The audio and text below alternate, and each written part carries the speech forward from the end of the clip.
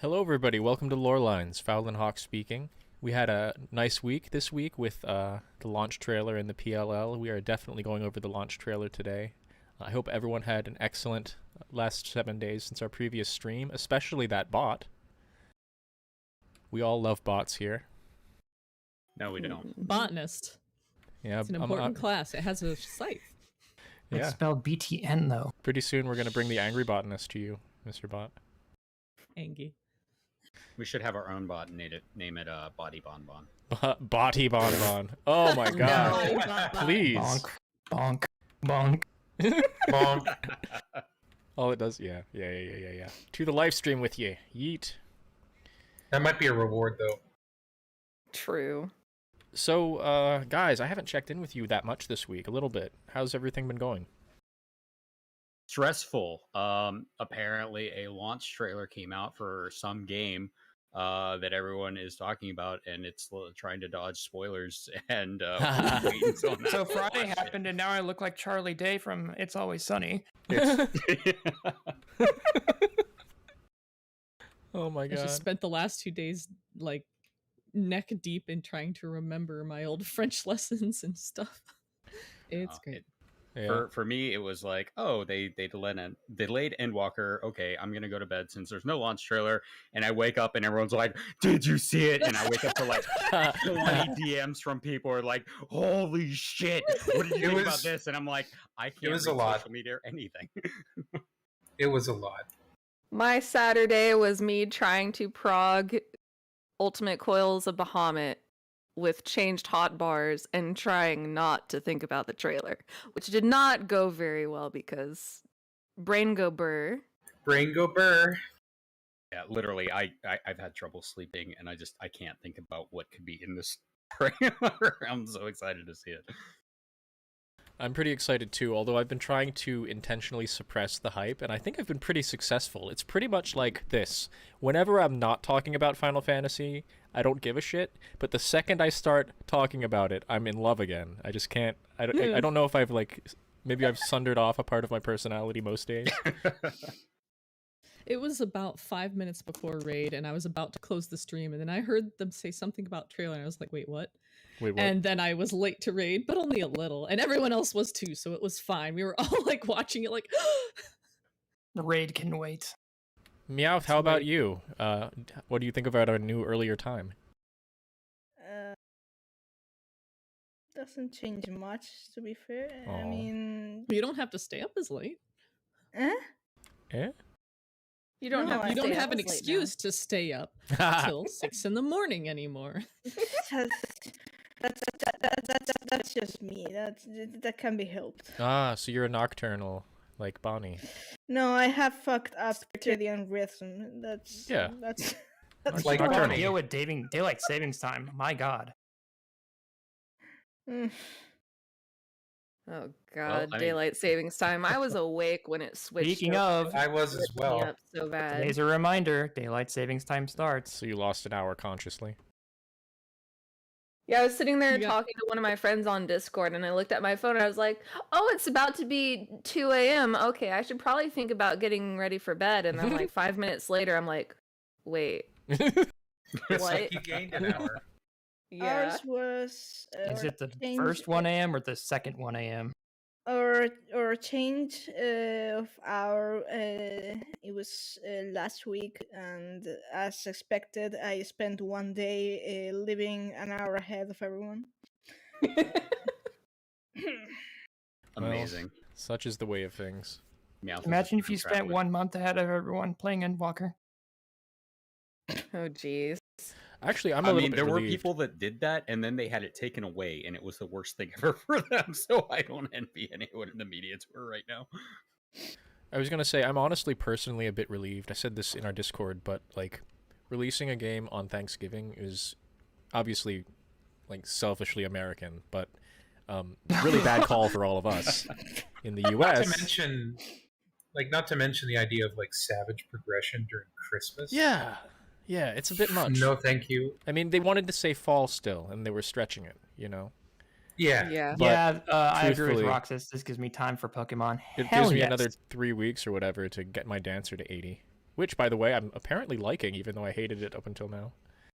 Personally, for Answer's me, yes. in terms of Pokemon, I Christmas ass. can burn a Pokemon game in like 2 days, so it's fine.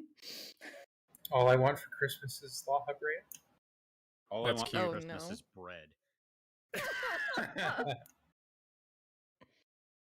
Oh god, are we doing the thing? Is it time for the thing? Just checking the scooted slides. over. Yeah, we're scooted over. How dare. I'll make us bigger again, don't worry. So we'll watch it full screen, I guess. In the chat, how many Full people have screen. not seen the trailer yet? We I just have keep not seen the switching trailer. screens. This'll work. Yeah, that'll work. But we're weird. It's okay. It's okay, mean, we we're have the cool always kids club on the weird. right.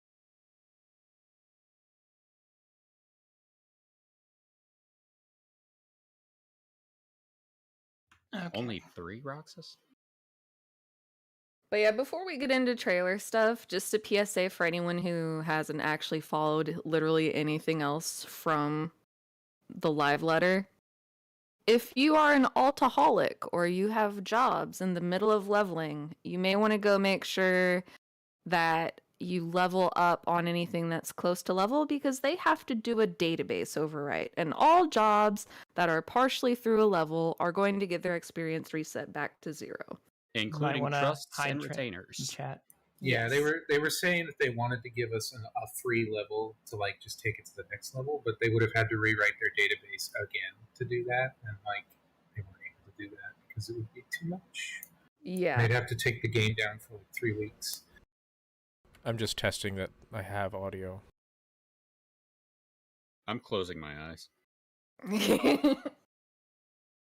Gird your loins. Yeah, thankfully I have my retainers, my trusts, and all of my jobs maxed except for Blue Mage because that's not a real job. But Who mage? yeah, exactly. So this trailer already gets a 10 out of 10 for me because it has partial nudity and alcohol use.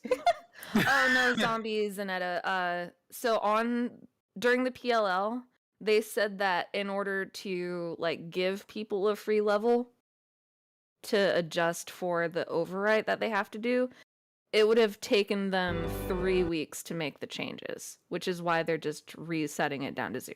Yeah. Oh, fuck that. Okay, we have audio in OBS now. I'm prepared to play. If it is too loud or overpowers our conversation, Hide chat if you could. oh, no problem. Yeah, hold on. In fact, All right, we have a specific slide for we that. do, indeed.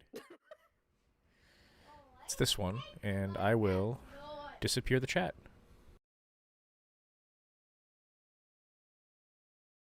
There we I'm go. not ready for this. Yes, you are. All right, here goes. You grabbed the English one, right? Woo!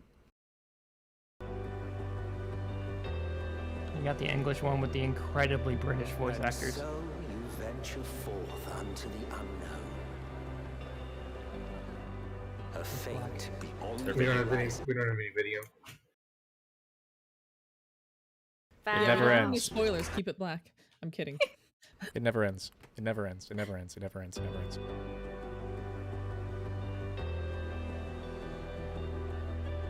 And so you venture forth unto the unknown. A fate beyond the horizon that cannot be divined. A future undefined and in flux. Man, I love this Emmett narration. That's like all the confirmation. And please, Not saying a word. please, be careful.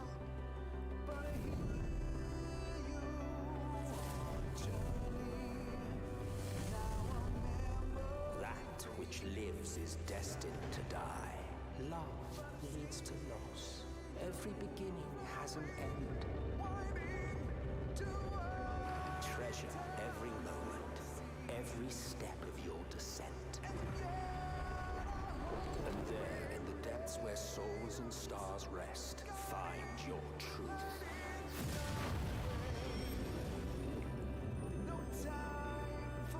I have chills. Hey, it's her background. Maybe we don't belong here.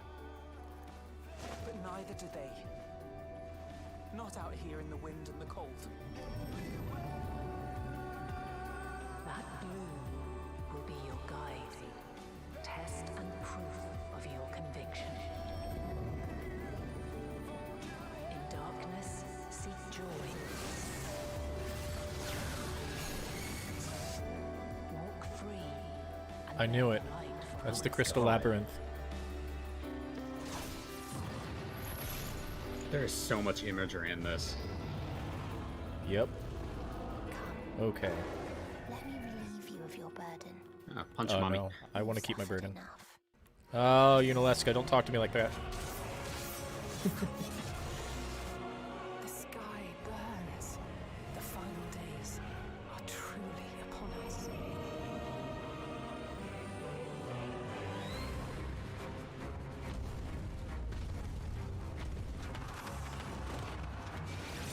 Bereft of hope, and now dignity.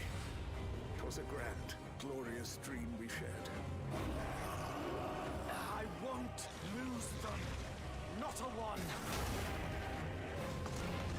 But are we truly so powerless that our only choice is to flee? We've come too far to back down now.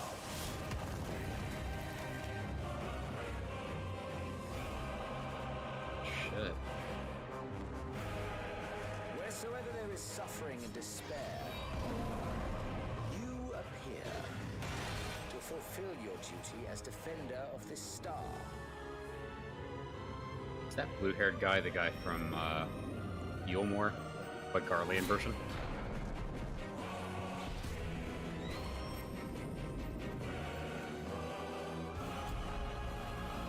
No, I'm not prepared.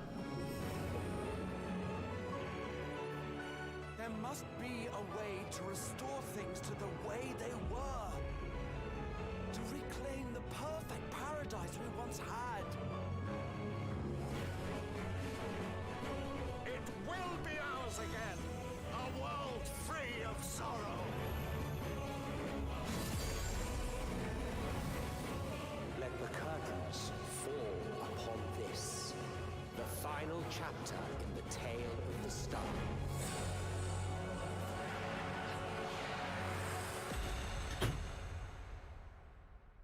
Shit, they made Mare City a huge.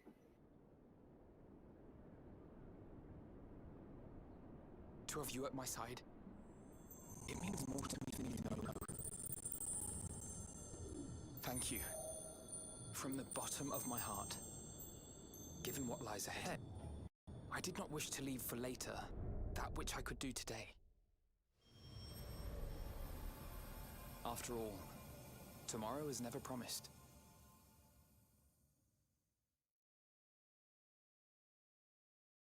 Holy fuck. It's so different. Bye, off and out. It is different. I don't think it that's doesn't follow Alphino's the voice. format of the other ones. Not at all. And the voice at the beginning was acted differently. At minimum.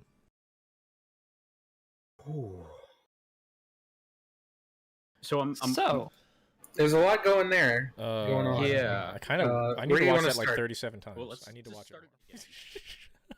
Hit the space bar to pause. Jesus. So now you guys know why we've all been going absolutely insane. Like This there is is why so I much avoided to unpack. all of our Discord this week. Yeah, same. good choice. Admittedly, there was stuff in the live letter itself that made me go a little Jason nuts Charles too, Miller but this Confirmed trailer, that he's singing. this Oh, he trailer's did got a lot. confirm? Yes, he is singing this part. Yeah, he confirmed am- that today. I am not shocked. And can you pause for a sec? I'm not shocked that Jason Charles Miller sang. I would be shocked if we did not get a track from Callaway. Yeah, fair. Like absolutely shocked. To bookend it, regardless. Well, what's interesting is the lyrics in this song, we hear them in the CGI too, but they're sung by Amanda. Right. So I'm really curious, like, if we're going to get a duet version, and that's part of what this is. It does seem a bit like Callaway retired, you know? Like Amanda has taken over a lot of the female vocals. She keeps posting Kinda. on But she her does Twitter, keep posting, so she's got to have and an she keeps involvement. using the tags. So Yeah, and she keeps boosting 14, which she wouldn't do if she Fair. wasn't affiliated with it. That still. makes sense. So what makes me think that Callaway's going to be affiliated is that in ARR and in Heaven's Word, they pretty much said Susan Callaway was analogous to the voice of Heidelin. And we haven't heard from Heidelin since Heaven's Word, really. So now, we're going to get Heidelin's side of the story. We're going to, be interacting with Heidelin's side. So it would not make sense to not have Callaway. But it doesn't make sense to have her in the trailer music. Right. It would more make sense to have her singing like either a trial or something like Tomorrow and Tomorrow. So, unassuming Venusaur in chat said Fandaniel and Fortuno both wanting to restore Ancient World is a slap in across the face. IDK, guys. I kind of think that makes sense. I don't know. I think such a thing from Fandaniel's perspective, assuming that's the case, which I'm confident it is, would be a flashback to the past, before something goes terribly wrong. But still, it is sort of a I was like you once thing, and now I'm old and jaded and lame. We can get to that part of the trailer. We'll get to when that. we We're get skipping there. ahead. That's quite a bit down the line. Yeah, I'm a little excited. I know. So This trailer didn't have a lot of Fandaniel, and I'm confident that's because there's a lot of secrets around him they do not want to reveal yet. Oh, no doubt. Well, no they doubt. said as much. They did. Okay, I hadn't caught that. I had to quit after. Oh, half an no. hour. Like, Yeah, as so soon as the trailer was done, I couldn't watch any more live letter. all right, so to touch on that really quickly. Aside from what they've said earlier this year about like Yoshida being really picky about what's shown in the trailers, period, they did say at this live letter that he threw out a lot of the suggestions for this trailer specifically. Yeah. They'd come to him with a suggestion for a scene, and he's like, "Nope, delete it." And just nope. Yeah, nope, like spoilers, spoilers, spoilers, too That's much, really spoilers, good spoilers, to know. spoilers. Thank you for sharing that with me. When they were sharing the minions, even like when they were just showing some of the new content in the live letter itself, they were like, "We have to be very careful what we show you because even the descriptions could be spoilers." I mean, they usually are. He So also said he's privy to information that may or may not be known to others too. Yeah, Gotcha. so with the minions and mounts things, I've never seen them do this before. They hid Yoshida's screen so that he could click on the minion to summon it and then brought the game screen back. Because they were being so incredibly careful. He said the minion description text, the mount description text, they just couldn't show any of it. Because they know people like us would dive into it. And they didn't show any of the mounts either because those would be super spoilery too. So I'm just like, God damn it. It's very exciting though. You see that and you're like, there's gonna be a lot, and it's gonna be very interesting. We're going to be Yeah. well fed for ages. Yes. I will probably not stop screaming. Anyway, sorry. No, don't be. We're here to talk. So, do we want to start with the Limsa scene, or do we want to start with something else? From the beginning. Beginning's easiest. Yeah. All right, here we go again. I'm gonna try to actually listen this time instead of just watch. Yeah. Do another run through it, and then after you guys watch it for a second time, then we can start going crazy.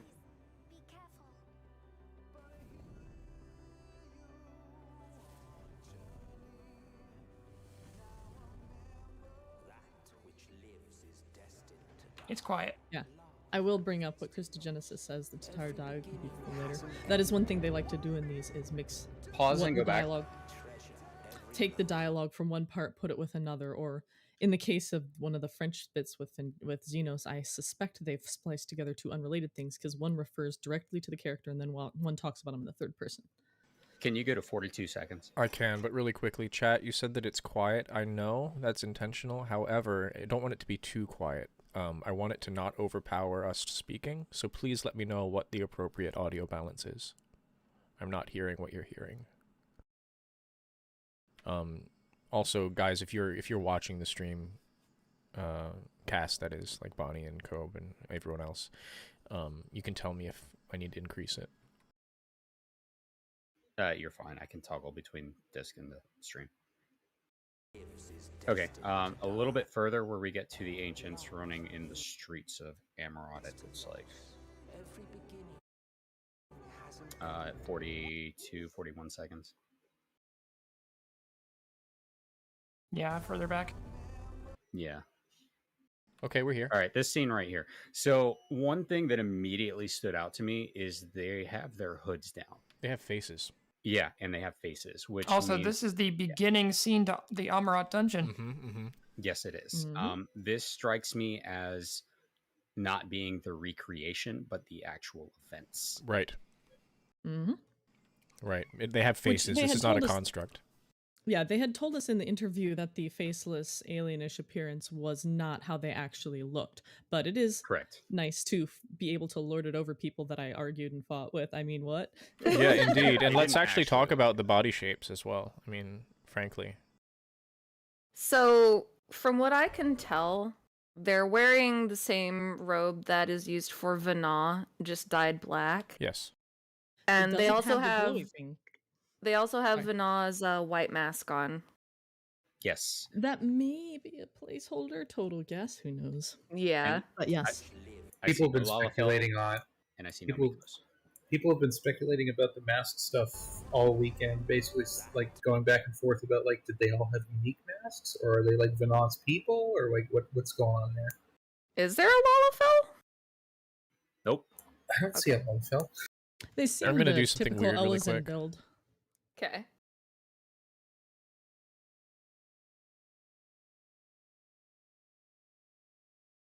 And yeah, it doesn't appear to be an echo because there's no color vignette. distortion. Yeah, no vignette, no color distortion. This looks like to be actual events, or it could be a complete echo vision.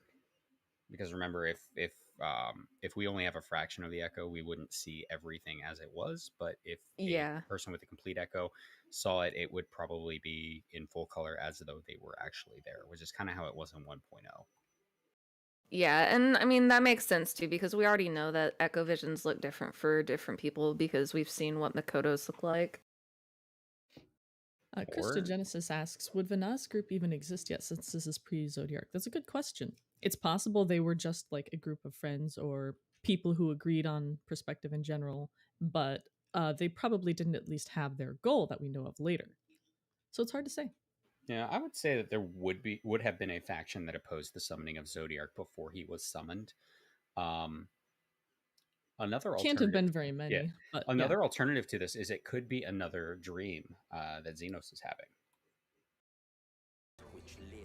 Did anybody zoom in? Dreamer is having. Yes, or maybe a memory that Vana is having. That could be as well. Well, it does. When we get later, you'll see. Yeah, that's what I was like.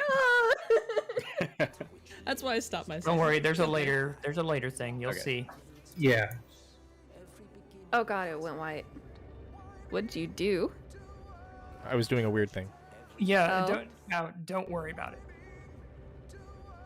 So we've got Favnir here, and then there's a knocked down water tower or something. I don't know what this is. This statue has significance. Yes.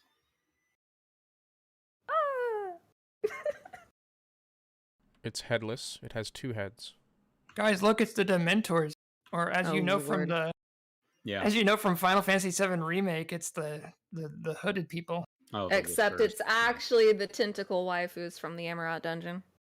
Yeah. And so someone said it's Ashura in chat, and I kind of agree. I'm kind of expecting to see Ashura, to be honest. So I disagree because of something later in the trailer, but we'll get to that. Let's progress. Yeah. It's representative of something. We'll get to that in this. It's representative of something, but it's not Ashura, not yet. So this right here, this isn't a water tower. This is the bow of the ship. This is a ship. Yeah. So this is kind of symbolic for me. It's the shepherd, leading the way under the starlight for the crew to go to their final journey or whatever. Yes, it's also referential perhaps to the Limpson intro in 1.0. In other words, the adventurer is coming to town and Full then leaving circle. town. You know what Full I think would circle. be really cool is if they brought back those initial quests Yeah. and your journey to Garlemald depended on what city state you started in. So this is specifically for Limsa. You don't get this scene if Yeah. you didn't start in Limsa. That's right. That would be really cool. And you It get would to be meet cool. those three Brent brothers. Yeah, Bremont. Yeah, Wilrid. Brent and Bremont brothers. is the Grenadian one. Raymond. Yeah. It's funny. Oh, Shadowbringers. Shame his clone gets murdered immediately. Mm-hmm. Yeah. Tragic, really. That was really fun. I mean, just a really nice touch. Yeah, I saw that. Let's guy, I'm talk like, about that that. guy looks familiar. Yeah, like what? Oh, okay. So there are copies everywhere. Interesting. This, if I may. You may. That's why you're here. I mean, in combination with Hades' narration about descent and Descent, or yeah. whatever. And we pointed out, I think it was Bonnie who pointed out to me that the trailer really loves using water imagery. Yes. This and Hades' narration, speaking of the descent, of course there's already the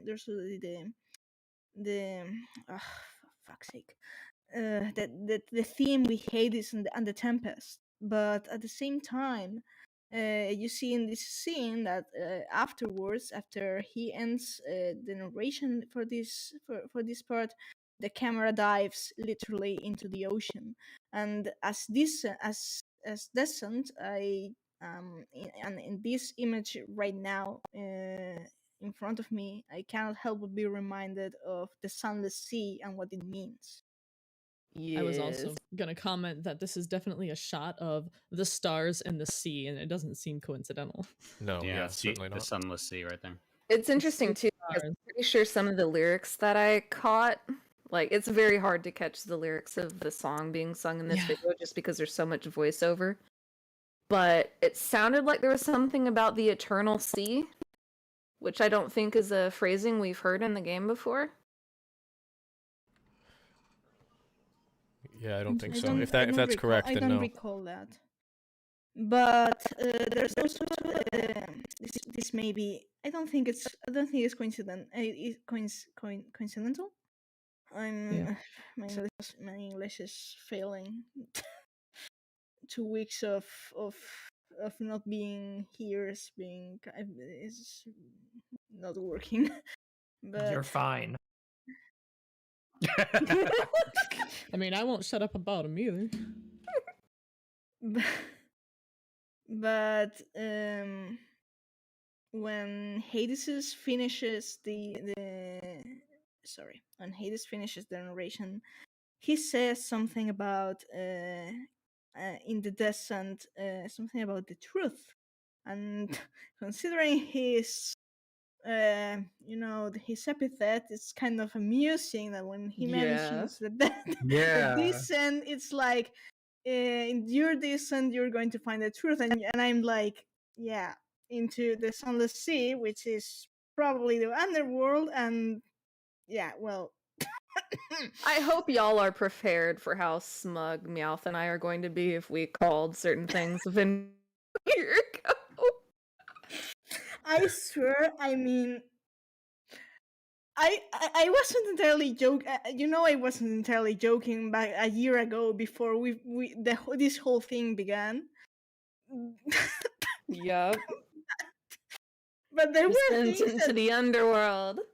And not just that, but well, we'll get to that later. I feel like we've been like guessing at this being the outcome we were going to get like for quite a while, honestly.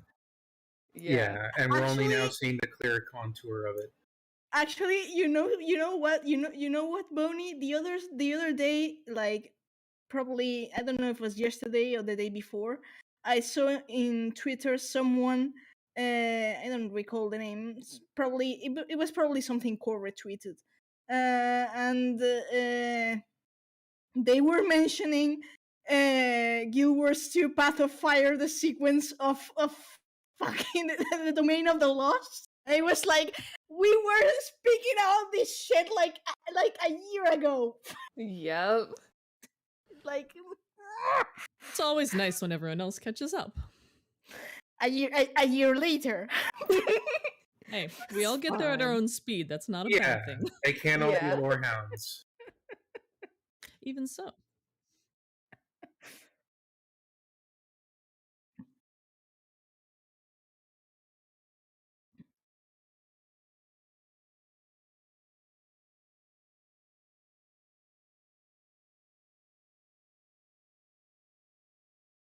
Yeah, it's assumed. I think it was Yashtola that during the Tempest MSQ.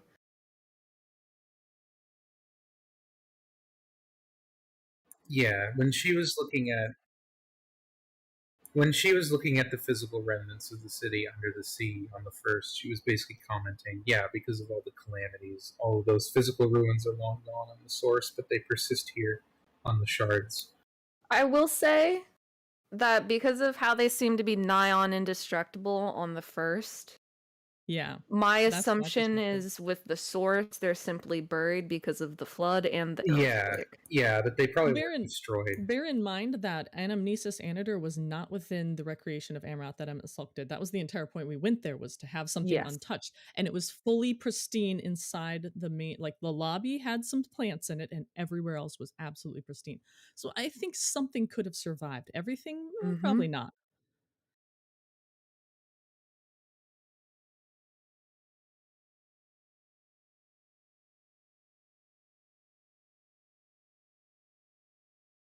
We're also betting on like the floating continents making an appearance. And they could potentially hold a lot of secrets there. Still, question. I looked through the slides. Yes, they still are being skittish about the name. They're so coy about that. I need to know. I want to see it. I want to know. I actually have some thoughts now because of the trailer regarding that place, but we'll get there later. Yeah.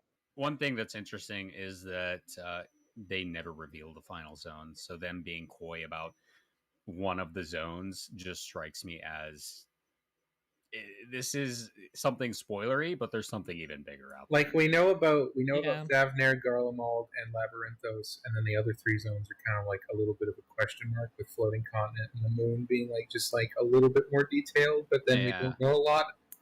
So and then the last one is like, what? Well, there's a shot in the trailer that I cannot wait to get to later on. Yes. And there's something I want to point out in the next scene. Where souls and stars rest, find your... Hold on. Where souls and stars measure every moment, every step of your descent. Every step of your descent. And there in the depths where souls and stars rest, find your truth. Your truth. Yeah. Your truth. So that's basically where souls and stars rest. That tells me that's the live stream. Yeah, we're going to the live stream. I think it's collective and personal. I think it's probably going to be a mix. Do you know that actually your truth is literally what in Hebrew means Emet, right? Well, let me just say I've been working very hard the last 2 days to translate from French and German as best I can. And German says the truth awaits. And French says witness the truth waiting there in the somber depths. So the other ones don't say your truth, they say the truth. So say again. Yeah, if anyone knows, I'd love to know myself. No, I have a tentative translation from Twitter that I had sent to Meowth, but I don't think it had that line. I'll double check in a second. Yeah. It had that line, but it was mentioned about the abyss, but in seafloor context. So there's I found it. There goes again with the sea references. So the Japanese version of that entire phrase, if this translation is accurate, is do your best to treasure each moment as you tread forward. Beyond the ends of your journey, in the very abyss of where life and the stars rest, the truth awaits. Yep, and there's a translation note for some of the text used. Blah blah means sea floor, but quote unquote abyss can be interpreted as such. So it's yeah. So one thing that stands out to me is Hades or Emmett Selg is telling us to go to this place, which means he is not in that place. He is where we are, which means that's like, if it hasn't been confirmed already, which as soon as the full trailer came out, I was like, oh, he's back. We're gonna see him again. I mean, come on. He finally caught up with me after 5.0. Mm-hmm. Going to have to put husband in a bubble and make sure nothing happens to him. It's that true will.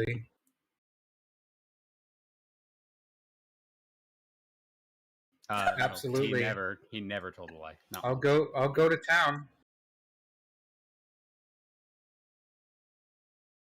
Eh? Okay. No, it does not mean He's literally the angel of truth. And it's either to forgive the truth, forgiven truth, or what was the other one? Possible translation. This is a Hebrew word. Emet is Hebrew for truth, which is why I get cranky when people don't use the whole title. Yeah, and because it just means truth, and that's confusing. One thing Ardbert said in Shadowbringers was allies are the Ascian stock and trade. It's actually truth that's the Ascian stock and trade, and that's what they use as their weapon is the truth. Half truth, yes, but never. I've never seen an Ascian just come out and lie. Not even La Habrea.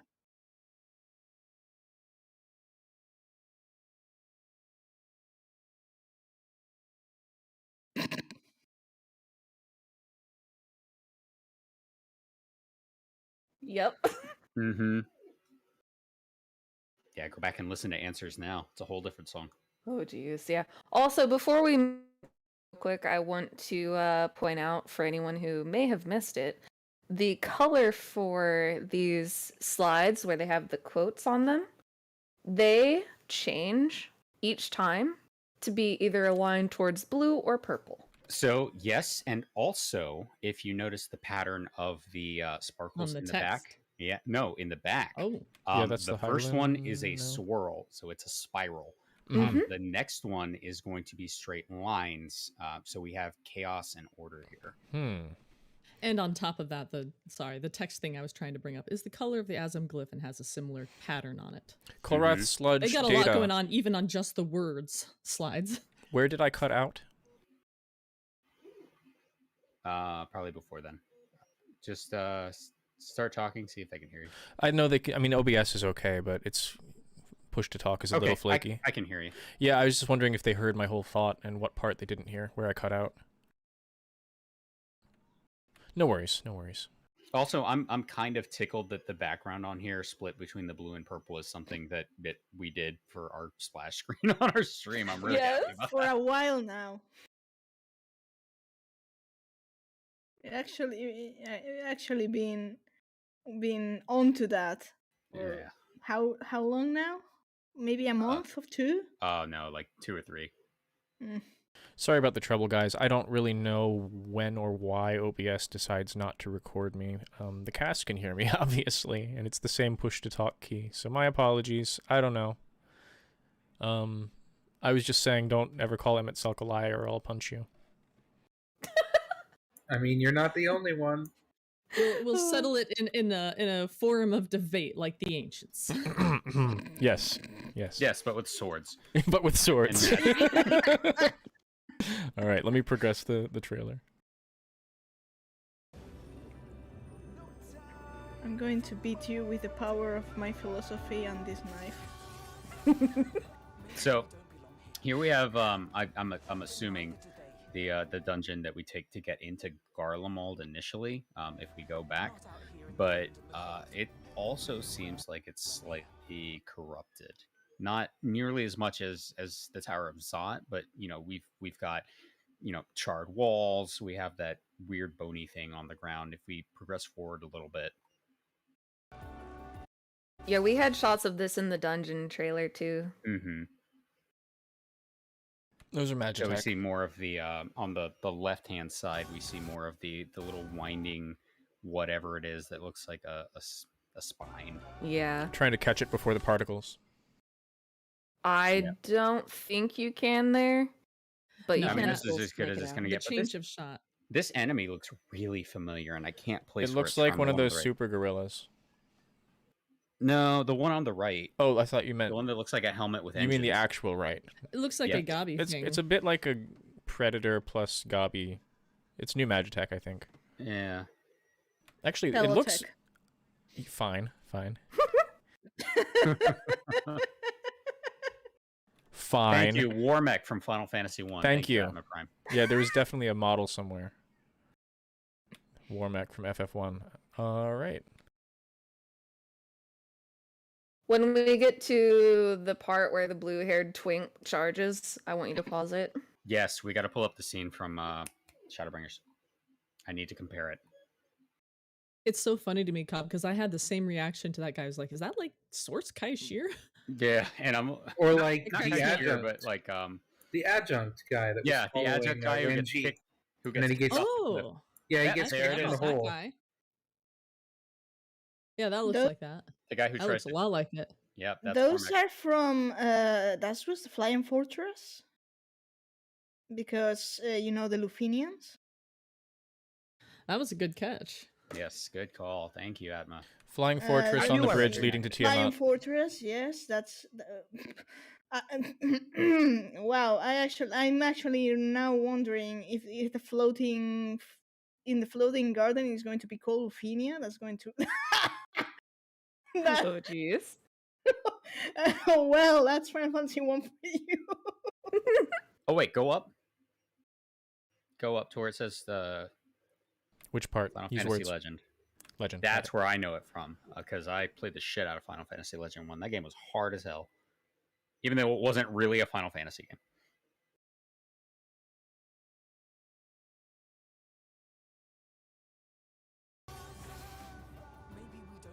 Enemies from Final Fantasy 1. Okay, so right here. Pause that scene. Alice, I don't believe that's Nerve. And the Imperial.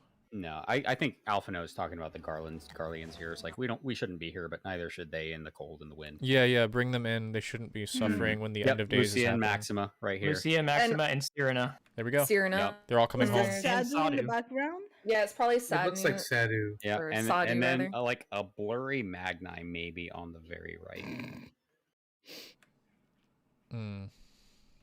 There's also Grand Company. There's also a Grand Company guy there. Yeah, from Random Maelstrom guy. Random Maelstrom guy 1036. Yeah, unassuming Venusaur. Look closely. You look at the red cloak. It's clearly. Hold on, you'll see it. Red cloak, all right. pink hair. Correct. Oh, there we go. That was a good picture of him. Yeah, I have that screenshotted somewhere. Yeah, can we pull up God, what's his name from Endwalker, the adjunct? I don't know his name. Because I think it would be He didn't have a name. He was just Eilmoran Venusaur. Adjunct. Sorry, this is for chat really quick. NPC. The lady in the pink dress between the Maelstrom Cyrena. and I know. That's Cyrena. I'm identifying them for the chat. Yeah. And then the blue on the right hand side in the background is Sadu. Which is interesting. She has to have changed her outfit because that's not the outfit she normally wears. Probably because it's cold as shit up She's north. wearing like a hot coat. It's cold. Oh no, absolutely, it fits. It's just funny. I like that they do that in this game. I mean, the mole already wear like long clothes, but if you check the author, yeah, they do not. They're gonna need a jacket. Yeah. What I'm detecting, Venusaur says that's fascinating. Actually, I mean, basically the whole squad is going north to try to not have the world explode. Yeah. Yes, like in the benchmark trailer with all the grand companies and everything charging into Garlemald, that may have actually not just been to stress test your computer. That may have actually been indicative of what is going to happen in Endwalker in this case. I think Blue Hair is just defending his homeland, and Yeah, we're gonna probably detain He's like, and the come to Eorzeans are terms. invading. Yep. He might even be the Eorzeans. local leader once the Yeah, Empire's it's kinda- fallen. Like the It's local. probably like my homeland is already being absolutely fucked up, and now on top of that, the Ursians are invading. Yeah, and Well, we're like, consider hold up. Consider what sorry, just derailed my train of thought a little. Consider what I believe Thancred reported back after they scouted Garlemald. They said it was like ghost town, that it was dead, and that people were working in absolute silence like bees, you know, like hive creatures. So this guy does not act like this hive thing. He's probably expecting everyone else, anyone he sees, to be tempered. I'm guessing Garlean resistance leader of some sort. That's my guess as well. Yeah, there'll be a few that aren't tempered, and then there'll be like shell-shocked.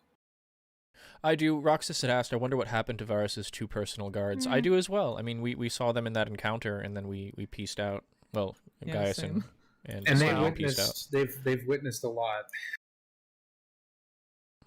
Alrighty.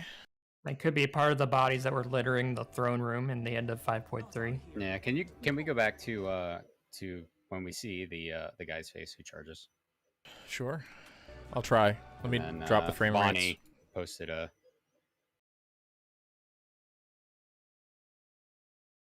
Use left and right on your keypad to move back and forth. It skips by 5 seconds though, unfortunately. Man, I can't wait to run around that zone. It's gonna be like playing Fallout.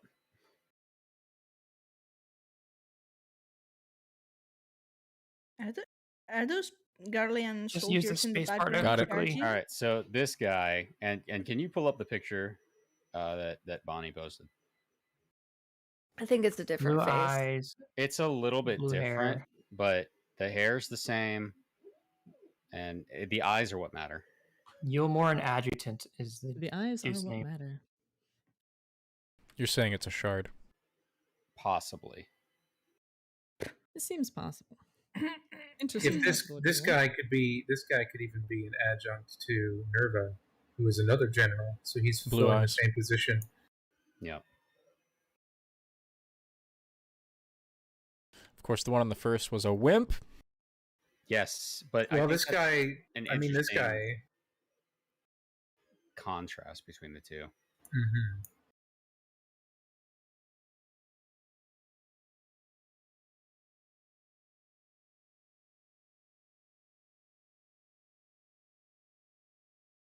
Yeah, his eyes are a little bit bluer, so maybe not, but we'll see. Yeah.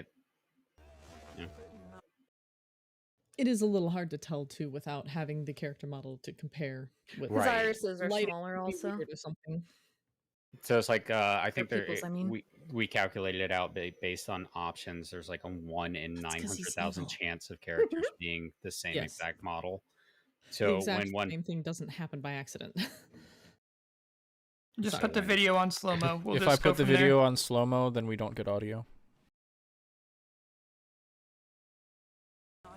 Well, that's why I had wanted you guys to watch it fully through twice first, but we kind of just jumped the gun. So. Yeah, that's fine. We can watch it again after this. So here we see more swirlies, as opposed to straight.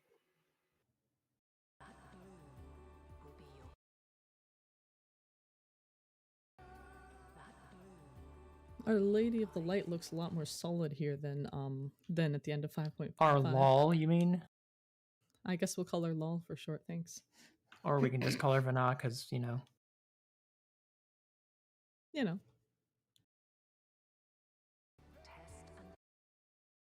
Obviously not Vana. Triangle brackets to go frame by frame. I swear, unassuming Vana. I swear, it's almost a paper thin disguise as much as the Crystal Exarch. She's going to be the Crystal Exarch of this expansion in that sense.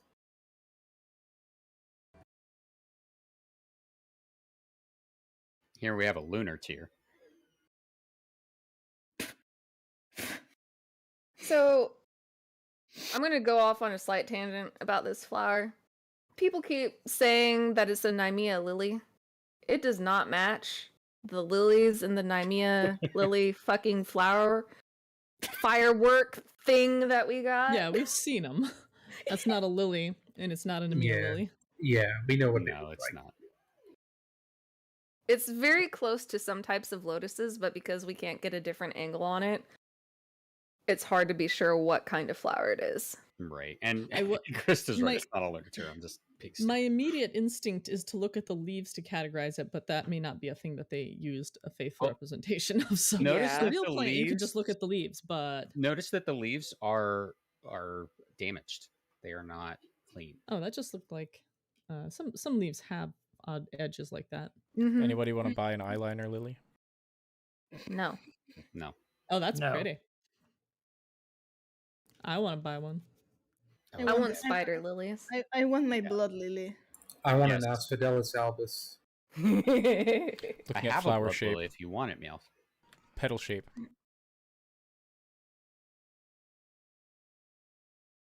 So yeah, I'm not sure what significance that scene holds, but it's obviously... For one thing, it doesn't have the six-petaled appearance that a lily would have, because lilies are monocotyledon flowers, which only have multiples of 3 in their petals.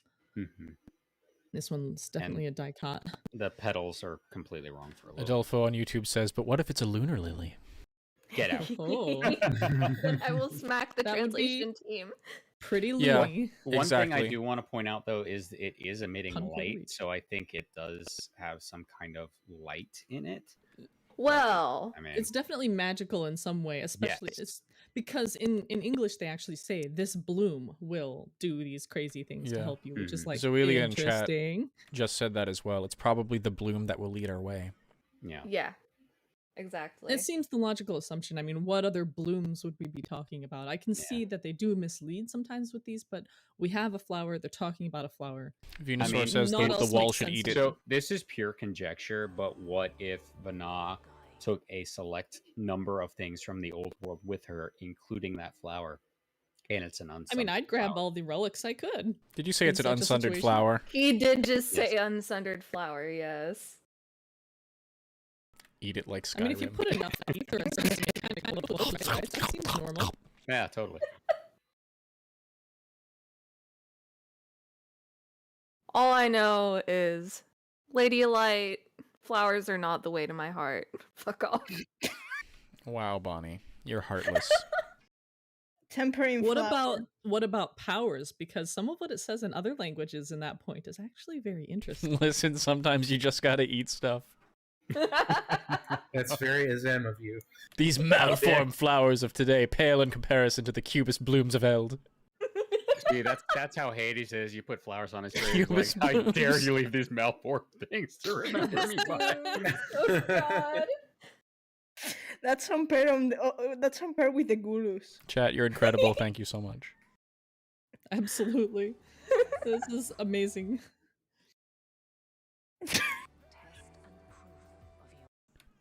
Test and proof of your conviction. Remember that we once bloomed. And here we've got the straight sparkles again, so it keeps going back and forth between the two. This is That's Tower of Sot. Yeah, it's also worth observing that on those scenes with the letters and the stars, they're like little tiny background ones that make a pattern, and then there's larger kind of soulish ones. Mm-hmm. Yeah. Almost like move independently too. My goodness, almost like the ethereal sea is souls. Yeah. Wow.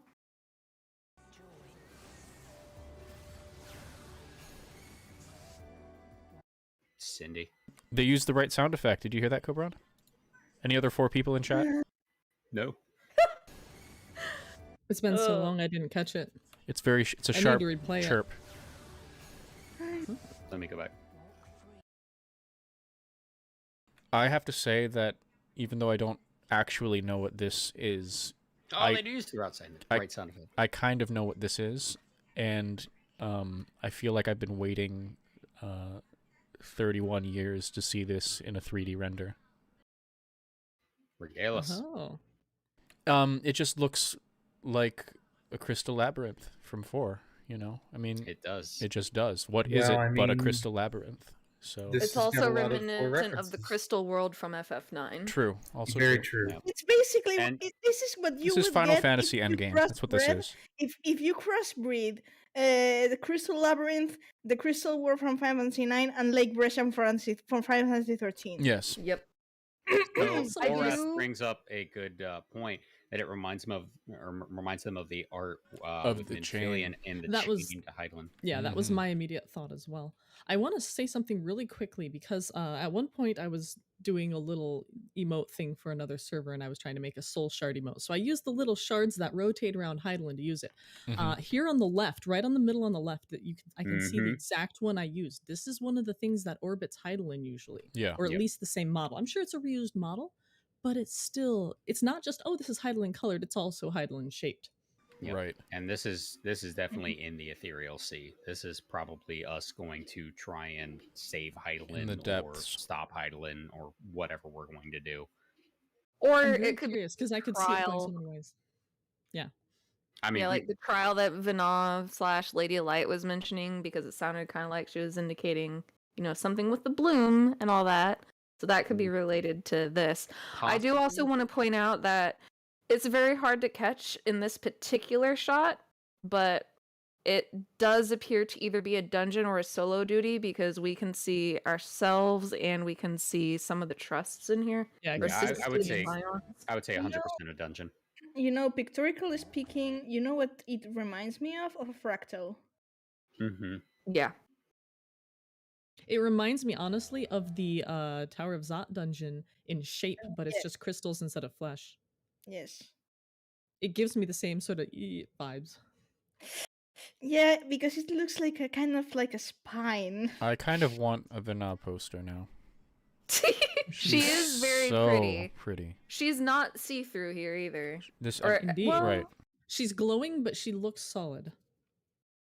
Yeah, like I can see one part of her neck that could technically be see-through, but I don't think it is. I think it's just the shading for her collarbone. Agreed. Yeah, I think there's just lighting in front of it that's making it kind of see. She's probably projecting herself to you physically be present, but she's still Hallelujah. solid. If she's like Elidibus, I doubt she has any physical to be present. I'm sure that was long lost. Yeah. I mean, I think she's just, instead of sending a projection like a message like before, she's actually just chilling. Right. She's a fourth unsundered who removed herself from Heidelin. It's actually true. Unsundered. It's actually true. She gives. I mean, let's just say, Warrior of Late Lidibus. Let's just say that's how. I mean, I know it's fanon, but we don't actually know if that's his real appearance. It's just that the fandom has gone through. Listen, Elidibus looks like the Warrior of Light from Final Fantasy 1, right? I'm on board with that, but that's not confirmed. But she actually is like gives like this feeling of female Final Fantasy 1 Warrior of Light. The Cydia version, if you know what and that would of course make one think of Elidibus. I mean, makes sense because they're both, but It's definitely an intentional parallel, I'd agree, and like parallel contrast combo. One brings shadow, one brings the light. Oh, you ever see Fortunal eating crow?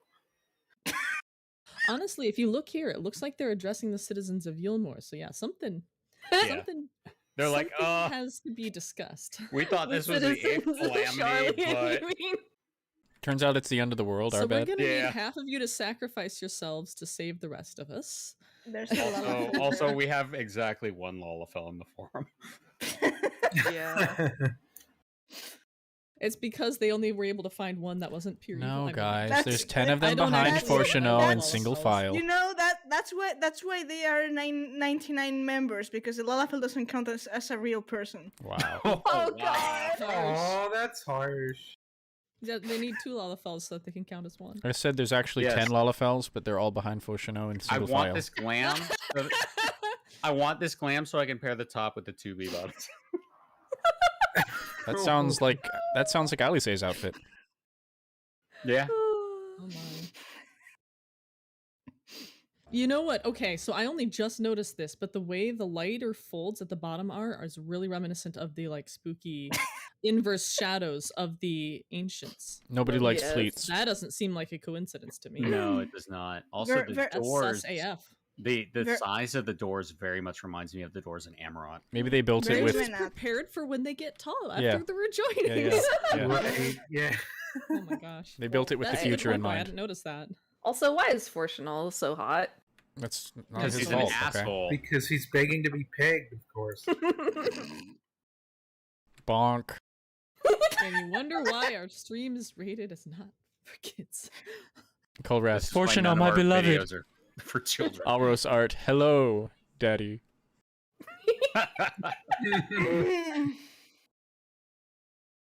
This will not abide, man. I agree, Joy. I genuinely think that's what he's up to. Same.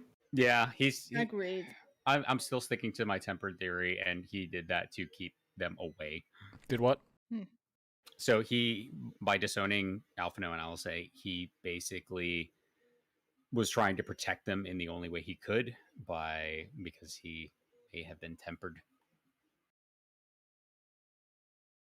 Yeah, I'm going with either that or with just not tempered, but still did it to protect them, because there's just too much stuff in that scene that is sus. He didn't want them to get involved in Charlene's politics or other kind of fishy things. Let's assume for a second that they are tempered. We have a cure for tempering. Let's say we go to Charlene, and then we untemper them, and they're like, "Oh, hey, by the way, all those decisions we've been making over the past few years, we suck, and we're gonna fix them now." Honestly, even if tempering isn't in play, we already know from canon that Charlians just love to send assassins, and it's not impossible that they might have decided the kids are old enough that if they're going to keep doing this, well, that's no good. Oh, they're disowned. Sorry, don't worry about it. And he was a dick to his kids and his dad. Honestly, this may have been the whole reason they even came to Eorzea to begin with, all the way back at the very beginning. He was sending them away to keep them out. Well, they said that they wanted to go to Eorzea to find out why their grandfather left and chose Eorzea over his own family. At least Alice said. That's the gist, yeah. But I was going to say... this may still have played a role in that decision. Totally. He still let them go. I just wanted to add that a lot of Final Fantasy has kind of... We mentioned this a couple months ago, but its take on mothers versus fathers in this game, nobody knows who Xenos' mom is, but from grandfather to father to Gaius versus the Weapons Project dude, for some reason, escaping me. Valens Vanvaro. Thank you, Vanvaro. That's your brain trying to protect you. It is. What a creep. Thank God he's dead. Count Edmond.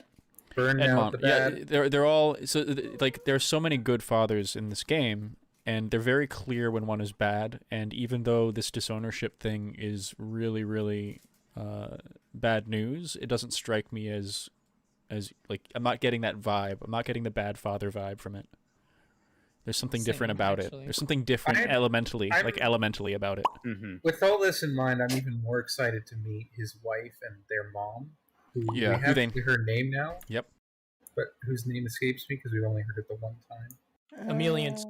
Right. Yeah. We're going to go to their home and presumably meet her there, and it's going to be pretty interesting. I will be really annoyed if we don't get to meet mothers, because it does seem like there's a dearth of them in the game. Exactly. Julia Chai. Yeah, we got one. I'm wondering if we're going to get Final Fantasy 13 vibes about going to Hope's home. You said the word. Killed her. Oh, now you killed me off again. Don't go there. Too bad. They're all dead. The end. Don't go there. They're all dead. The end. You said the buzzword. We're opening up Hope's home. We're opening the Pandora's box. Listen, no. It's the home of Hope, guys. Charlene. Uh-oh. On wings of hope, you rise up through the night. That's right. Nope. Higher and higher.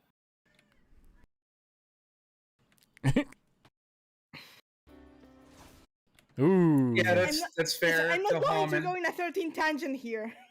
Phil Hammond is probably the only other one we can think of, yeah. Krista Genesis says, you mean the scene with shirtless Snow? Why are there amber eggies stuffed into rib cages in the background? They look almost like hoods to me, but yeah, I see what you're talking about. Yeah. It's very weird. They give me the same vibe as the CGI eggs. It makes me think of Pandemonium from 9 with all the with masks, but like the waiting for rebirth sort of thing.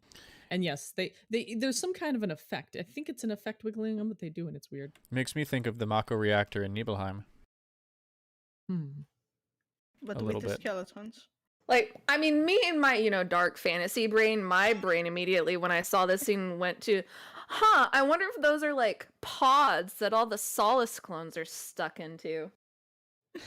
That'll be emotionally traumatizing.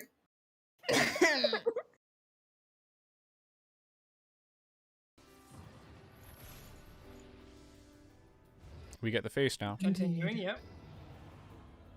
Looks at those hands. Yeah, punchy time. What do you mean punchy? Oblivion is the name of the top hands.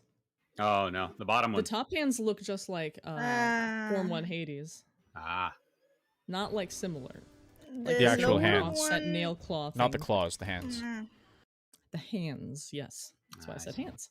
Hades has his claws all over this thing. Nice. Snark. The ult is called Oblivion, and it's directly ripped from Final Fantasy X. Yeah. Also, I just have to say, I'm going to be so disappointed if the Extreme Trial version is for accessories and not weapons. I really want anima-themed weapons. I mean, eventually there will be some that just might be crafted. And before it's a belt you will never wear. You mean the 8th calamity? The calamity of pants? Oh, Jesus. There's our old friend, the orange crystal. Let's catch this dialogue real quick. The Jolly Rancher.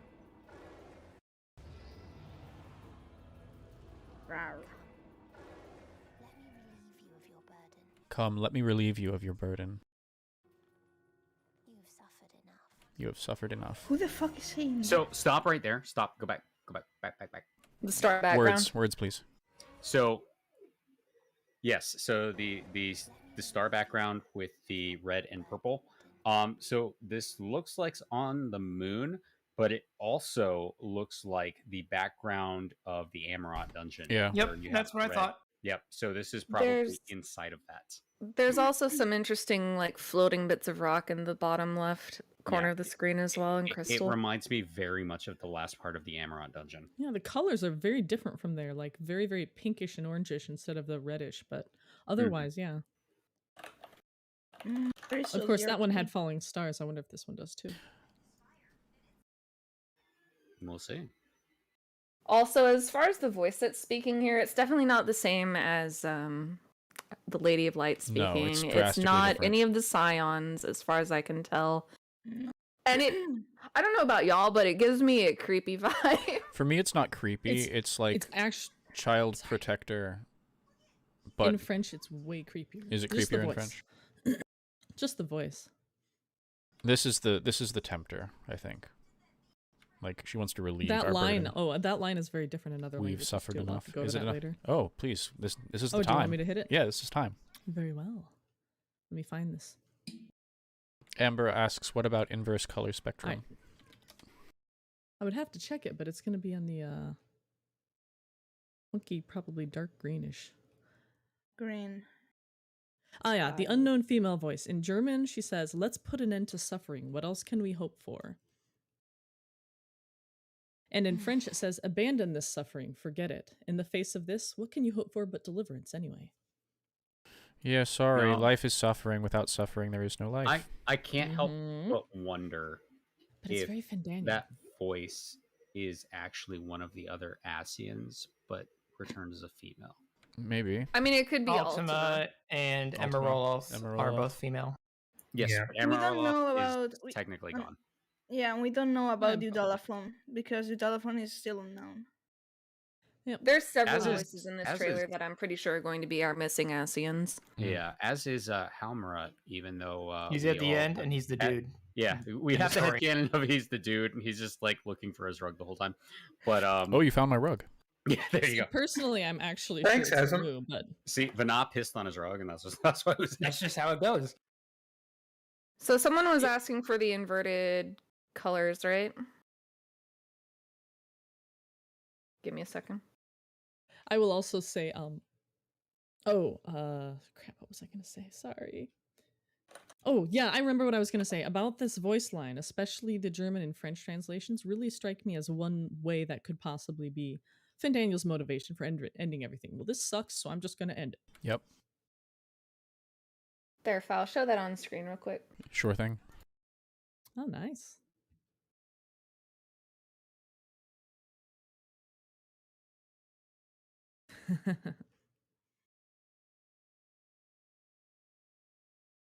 There you go for the stream. It should be up. Oh, Neela, that high energy green.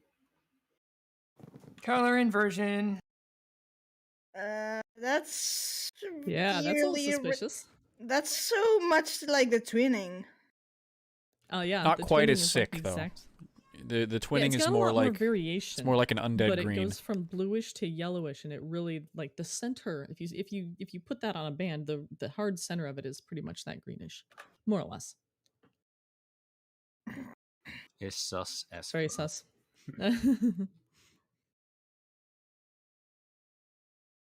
Thanks for doing that quick, Bonnie. No problem. I'll what keep a Photoshop champion. open just in case we want to invert anything else in the trailer. And then we have the Warrior of Light as pure white in the middle. Just saying.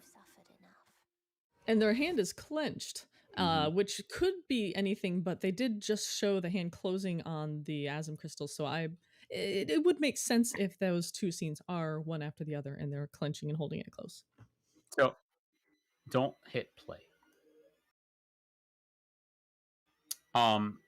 This scene comes up later on. It's probably a dungeon. I'm guessing that this is a black ball background. Yeah, so I want to say that this is either no, I want to say this is like the live stream or the underworld. Underworld. Yeah, for sure. And if you look later, there we'll pause on it later, but you'll see what I mean. Yeah.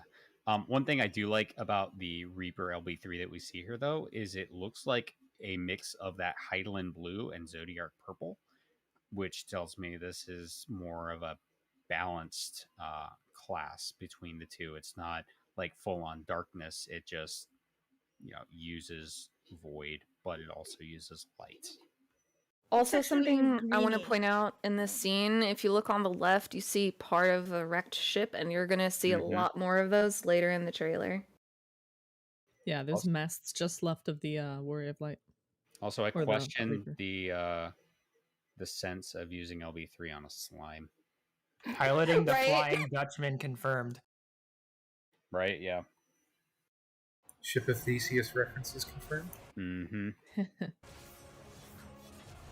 That's what happens when you have that much rebirth and short lives. You end up with a Ship of Theseus world. Also, that whole area is super fucked. It's really hard to pause after the effects of the Reaper limit break go away, but it's like... We'll get a better look later on. It looks like the sky has cracks in it. There you go. I mean, like, look at all that, like, junk. You know what reminds me of? I told Boney, I don't know if you guys have played Pokemon Super Mystery Dungeon. It reminds me of the Boylands, and yeah, Pokemon is for kids. Yeah, you know, absolutely not. So, you know what it reminds? It was sarcasm. You know what it reminds me of actually is Diablo. Yeah, for sure. The gravity balls and the underworld. The gravity balls and like the bare trees with the fabric hanging on it. Like this, like for sure. And we know Yoshi P is a huge fan of the Diablo series. It's just like screams Diablo to me. Yeah, it's like a mix of the Voidlands and what's it called? The Qlifoth. I know I'm not pronouncing that correctly. From Tales of the Abyss, where it's all like miasma water and the sky. You know the liquid sort of liquid fog darkness stuff that you see here? That is almost like exactly ripped from Final Fantasy for Final Fantasy 13 Trilogy Chaos. I mean, I saw it and I was like, "Oh fuck!" It's like the chaos again. Yeah, look at that. Same vibe.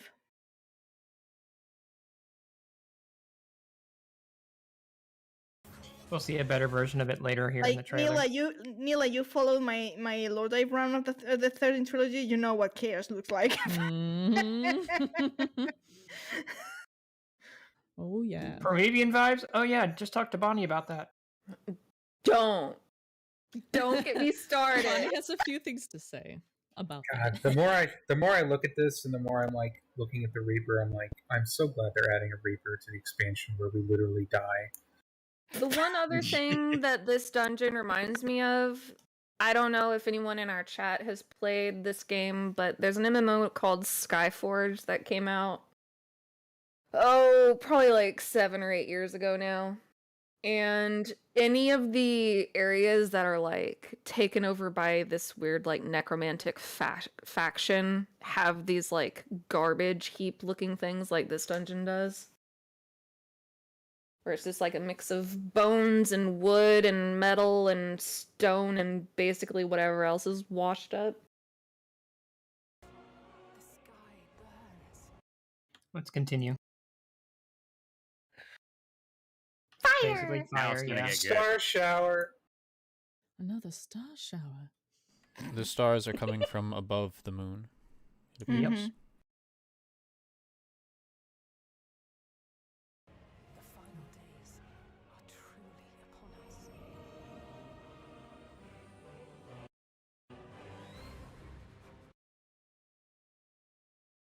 So A here we have world. Thavnir. Can't miss it because of those ugly ass palm trees. A world. Not the world, but a world. In the preceding this text. scene right here, I love with the people running, and then you see the one guy right by the creature getting, immediately transformed. Yeah, Foul, can you please run it back like 5 seconds and course. switch it to 0.25 because Yeah. this is really hard to catch. Sure. Let me turn And the it's volume off as really well. important. Yeah. Yeah, especially after running oh gosh, the 71 dungeon. I'm blanking on the name. Holminster. There. Yes, Yes. thank you. You see the person. So right there. So the poor Aura sitting on the ground, if you watch them, you see the terminus dust come up around them, then light, then terminus dust, and it swirls like the Hades form transformation during the trial. Right. Yeah. Actually, a But lot it's like how Reen's Shiva translation went. Yeah, Mhm. it's a lot like the Sin Eater Sorry, transformation, but way moment. faster. Can you go back because I just noticed something that I'm like. Those Yeah, abs. they were setting this up with Sin Eaters absolutely intentionally. Yeah. Let me look at the light for a moment. When the light envelops, no, go. But when it's the light, because if that's fucking no, a bit more. Oh, when it like changes from the light into the dark crap? No, but a bit more. Yeah, that moment. What the fuck? Yeah. Those Halo thing stuff. It's oh god. I was already having Line Returns from 2013 vibes when the final day happens and the chaos Hope starts eaters. transforming. That actually, Neela, do you recall in Lord I've Run how the Ark teleports stuff? The Vaguely, yeah. ring, the rings Vaguely. that appear every time you teleport. Oh fuck me! Maybe So it's this not- fiery forest, this we already have confirmed as a dungeon thanks to the live letter. That's going to be our Holminster. Probably. But one thing I think is interesting about the scene before this is you don't have people running straight away from that creature. They're running in all directions, which means these creatures are everywhere. Yeah, there's a point later on in the video that's related to that one person turning that we're gonna have to pause on later. I'm wondering about that. When you mentioned transportation, like teleportation, maybe they're not transforming, but they're teleporting somewhere into like a template. Alfie is a sage by this point. Yeah. What And was here that we have white ring? That was a presumed- sage spell. Oh, the mayor of Thavnir is what I call this guy. Yeah, those hounds look fucked, About and then the you see the poor guy getting spiky chased horse by the dude. horse in the It's background. the hound. It's the hounds from Ghostbusters. Oh, Lord. And the horse from Final Fantasy 12. Interesting color that their eyes are glowing. Got transformed again. Their eyes are more orange. Kinda, yeah. It's also kind of, it's not Thavnir, by the way. Orange yes, moon. That's the joke. Yeah, not Thavnir. This is Garlemald here, but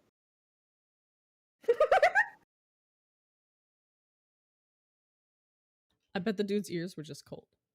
Although it doesn't really cover his ears, so never mind.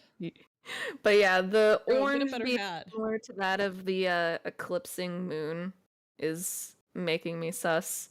I wonder if that's intentional. Yeah. God. Screw your hat, old man. Go ahead and play.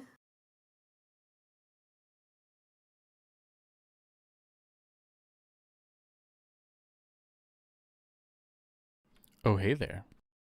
Yeah, here we have some nightmare shit. Yeah, this is the spooky stuff.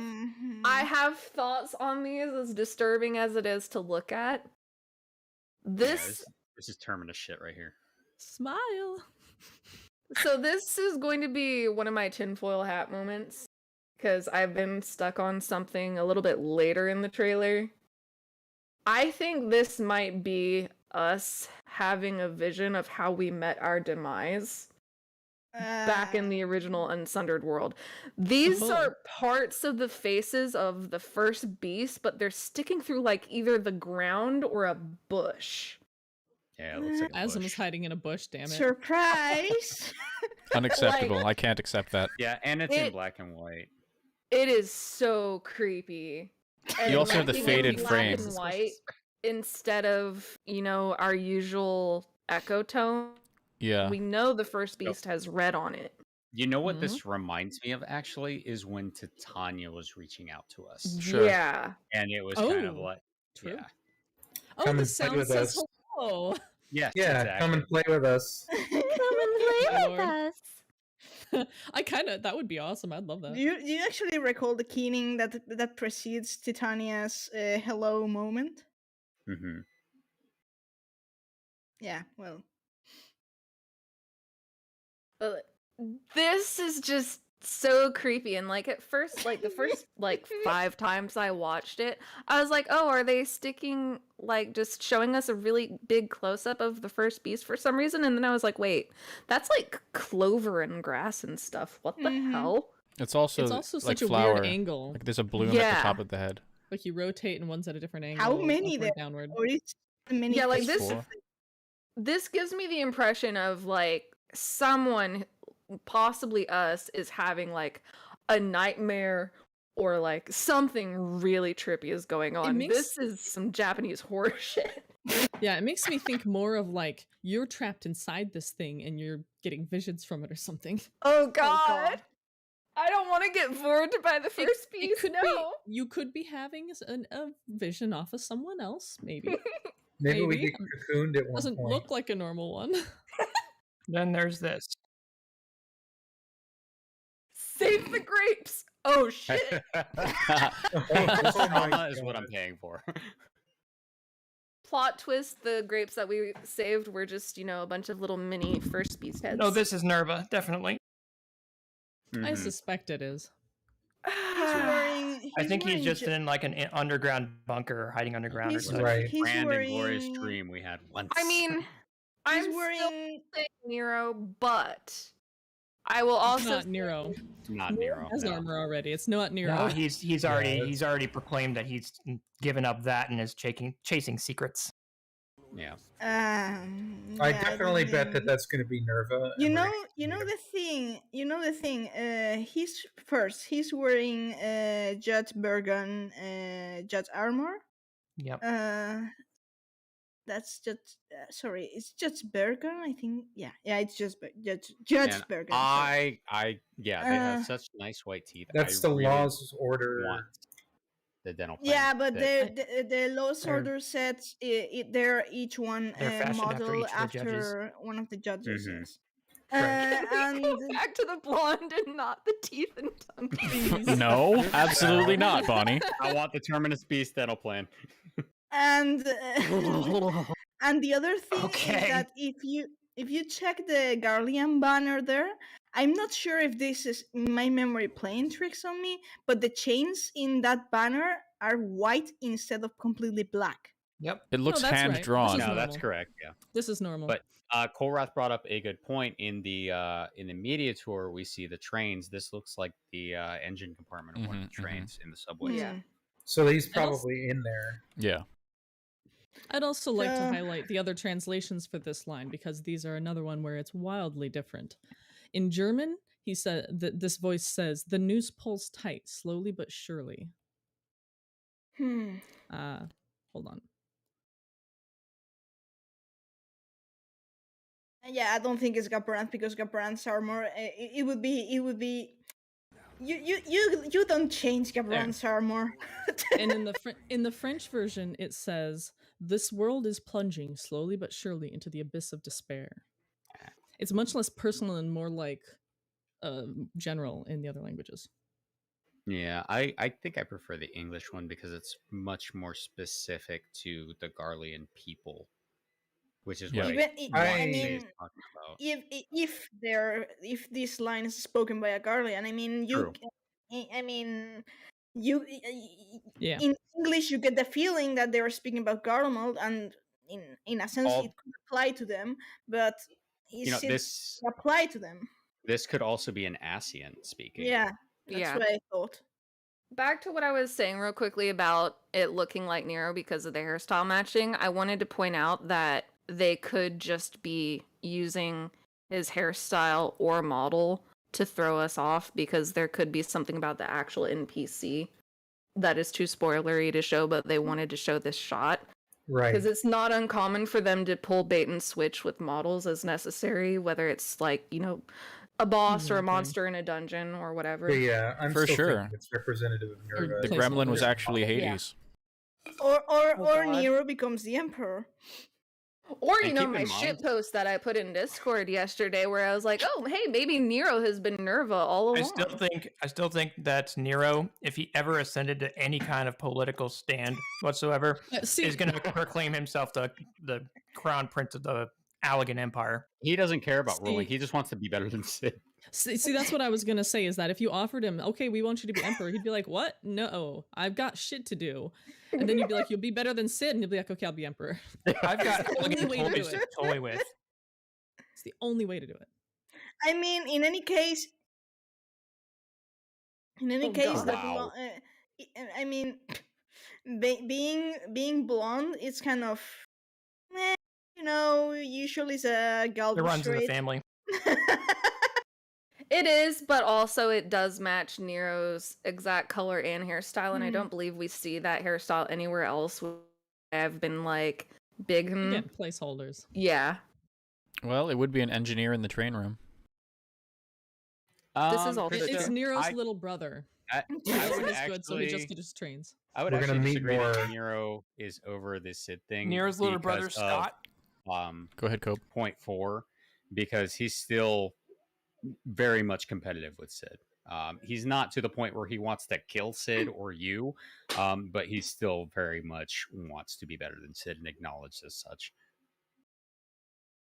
Plot twist: Nero is Nerva, and he marries Sid, and they become the gay emperors of New Garlemald. Mm-hmm. Sid Yay Scaba. Yay.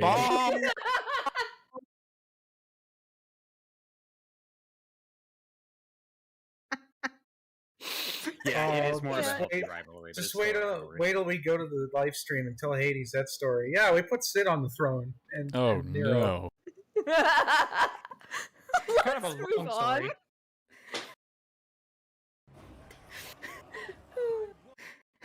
Hey, look, it's certainly one way to create more chaos, Hero. Look at these monsters, eh? Yeah, they did the one arm. They skipped leg day and they just went one arm day. I'm not. There's a name for an arm day, but we don't. This expansion is gonna just have so much body horror. I can just see it. Yeah, I love it. I've been watching some reactions, and some people are just like, ugh, the entire time throughout the trailer.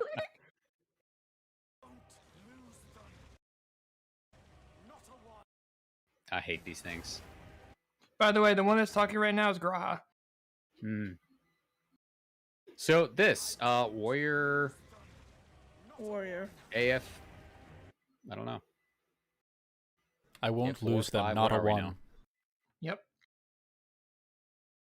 Or I is don't this? I don't like its face. The hooded collar and the back makes me wonder. What is that? That furred collar. Some of the AF gear, this expansion definitely has like raw and Emmett vibes. Run it. There's two things here that I want. In the forest or in the Garlemald ruins? Yeah. So this I don't think is in the Garlemald ruins. I think this is another hint of a dungeon. I agree. And we see this guy behind a wall with a gun, it looks like. Yep, I see it. And a part of Alexander-ish. Yeah, that's true. Yeah, and then as it's very quick, but where there's all the fire and dust right now in the background, that's a building collapsing, very similar to the way a building collapses in the Amarot dungeon. Yeah, and with that treasure chest there, that pretty much guarantees that this is the dungeon. Yep, dungeon right there. You don't And see then those in the wild.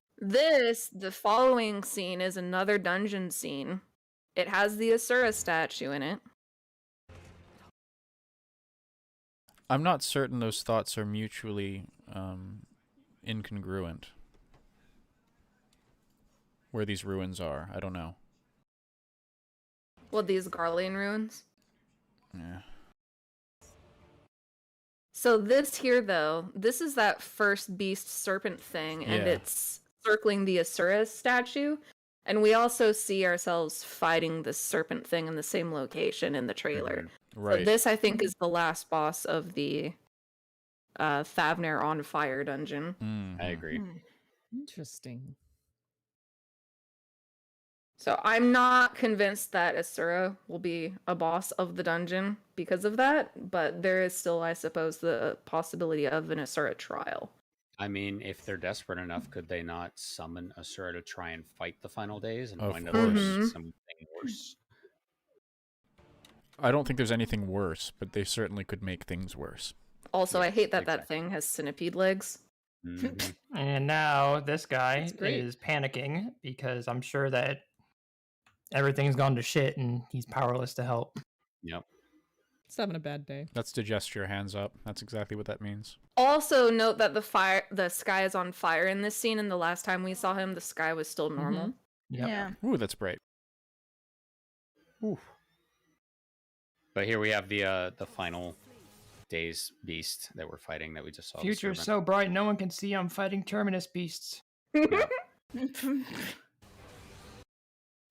The next that scene. Spy with the tentacle ladies. That's so. This scene here. Yes. Gives me a lot of creeps and a lot of hope.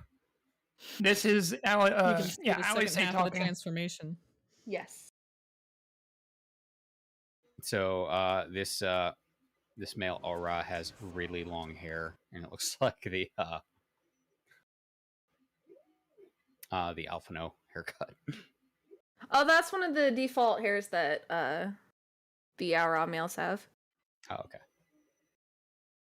But the scene with the Aura is one of the people turning into a beast. So you can see all of it swirling, and that's the camera's panning up. Yep. Mid-transformation. It's like, there's your friend. He gonna eat you now. And then the aura going, oh shit, oh fuck. Yeah. Look at the facial structure. This is important. It's almost like the Shadow Keeper. Yeah. Yes. This is again kind of reminiscent of other things on the first, like again the masked Ronkin Ruins beast and the Shadowkeeper beast. So those mob types are in Yansha already. I forget what they're That's called, true. but I The got hunt. my shit wrecked. I recognize when I them. was I don't know leveling. what it's called. That was a hunt, and I Rangda. had a similar Rangda. like trying to sneak around it. The clothes look Thavnerian though. I'm yeah. checking The what they're background called is, real quick. The model. The pants are. There's That's a hunt the called Thavnerian Rangda. pants. Well, you can see it's not pine trees in the background. Well, it's not all subtropical. The ones in Yansha are called Vanara. Yeah. And then, let's see. The hunt quote is, in the society of the Vanara, the scrabble to win the throne of alpha male is an exceptionally violent one. So ferocious are these battles for supremacy that the death of one or both combatants is not an uncommon outcome. As such, young Vanara will often leave the group for a time and seek a solitary existence to improve their instincts for survival. But they're absolutely horrific looking. They're these, monkey, dog, wolf, baboon things. So I'm not surprised they're using the model for term. And they do like a double swipe, and if you're not careful, they'll wreck your shit. Oh yeah, I was an Astro when I was loving through Stormblood, and oh my god, I hated fighting those.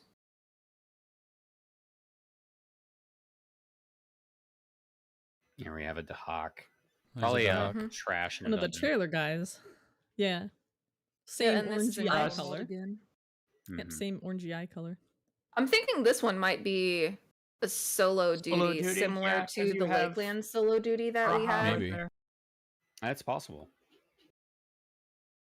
Because there's dead soldiers on the ground. There's a soldier squaring off against a horse in the background. Okay, so this. I'll get back to it. There you go. Sad.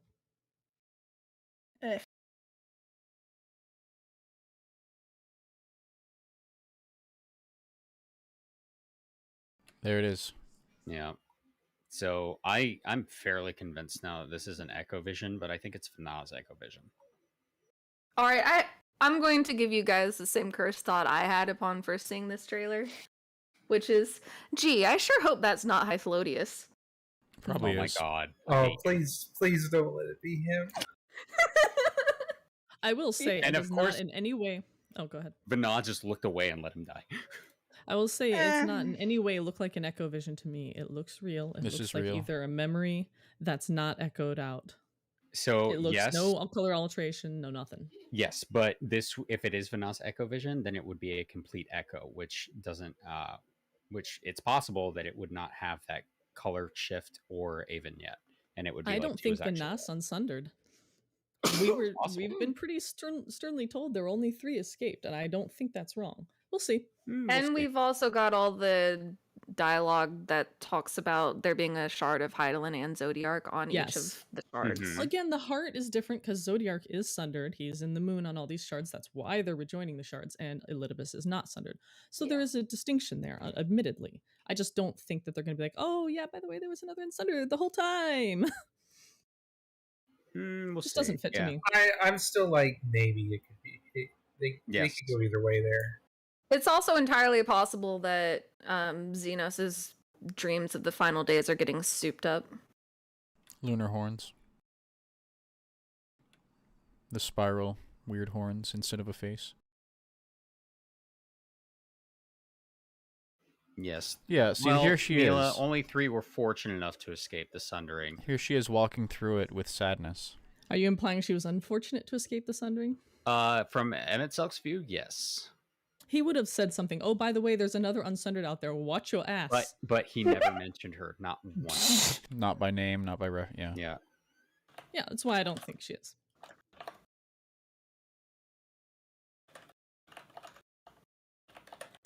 Yeah, that's Fanal's mask. Why is she walking?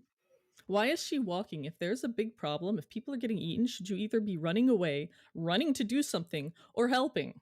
She's just reliving it. She's reliving it. Same way that Xenos walked through his dream. Well, Xenos doesn't care. Sure. It's not so much that she. It's not so much that she doesn't care. It's that she's in a recollection she can't change.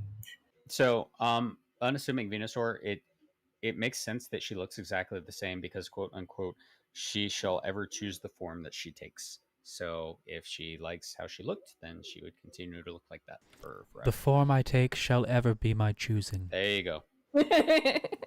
Thank you. In Ween Woon. You're definitely going to have to pause on the start of the next crystal section. No problem.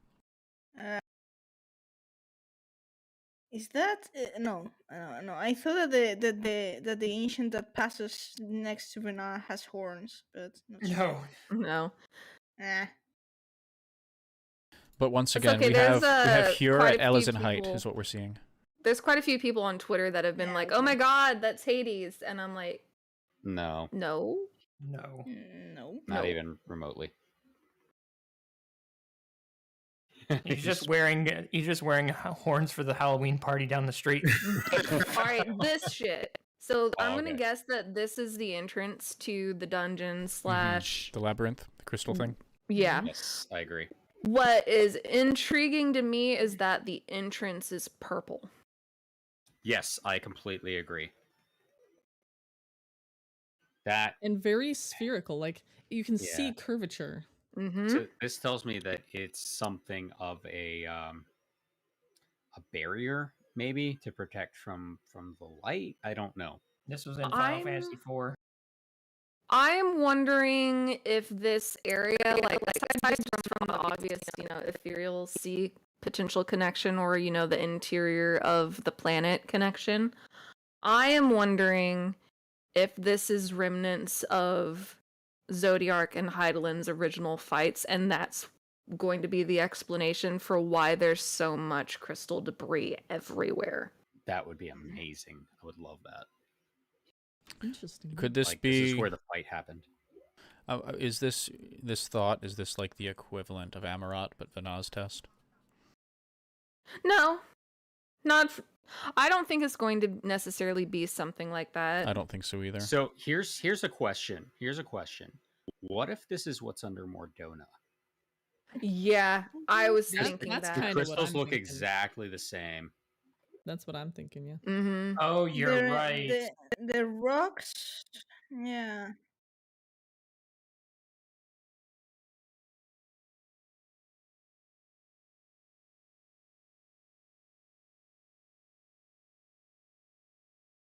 Yeah, and Silver Tier now being confirmed, over a massive ethereal confluence point, it would very much so make sense for this to be what's under Silver Tier.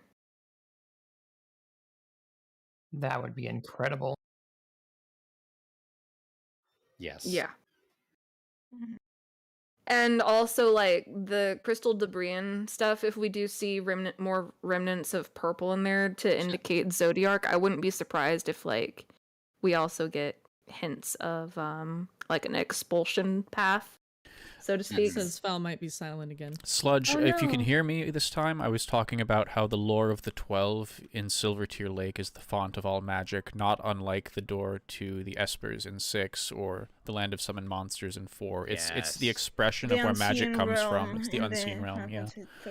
Exactly. Yeah, so I was just, it would not be weird, given that it's an ethereal convergence, as Bonnie said, for this to actually be under Silver Tier. Also, I wanted to point out one of my friends who told me the FF9 connection potentially for this area was pointing out that we do in fact have 8 members of our party here. Yeah, fair. See, to me, this just looks like you pick your trust at the start of the dungeon, but maybe not. Maybe not. Yeah, this just looks like the opening cutscene to the dungeon to me.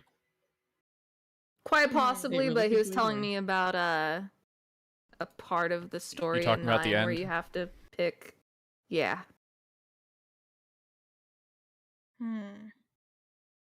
Didn't the Tower of Zot have a part of it where you chose your trust and then some of them kept running through, the ones that weren't with you? Yes. Yeah. And also, I guess this would relate to lore. I'll touch on it really quickly regarding the live letter. They did confirm that throughout this expansion, there are more of the scions involved with the dungeons and whatnot and solo duties. And there are also parts of the MSQ where you are actually going to have the NPCs following you around in the open world. So... Pokemon Yellow. That makes sense. That makes a lot of sense then. And that's not unlike the ending solo duty we got where we had the several different areas we were going through. And just to touch on this, trusts, canonically, they are with you. Like, after you beat the final boss, they all run up. So they're rolling through, too. You're just leading a party. Just be sure you check their happiness and feed them every once in a while. Oh, God. make sure you take them to the salon every now and then to increase their happiness. Yeah, expect me to have me Elfino. Are you making me Neopets the entire references? time. No, I'm making Pokemon Yellow references.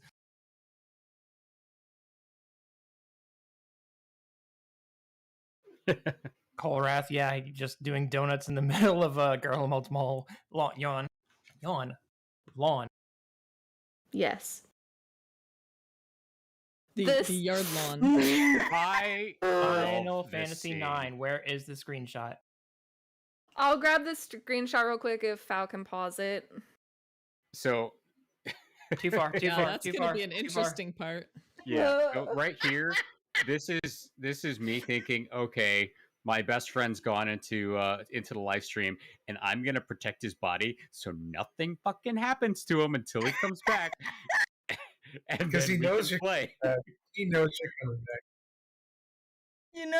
Okay. You know what I'm going to call this thing from now on? Because that's the dreamer. That's no, the Bone Throne. Yeah. That means something very different to me. Yeah. Bonk.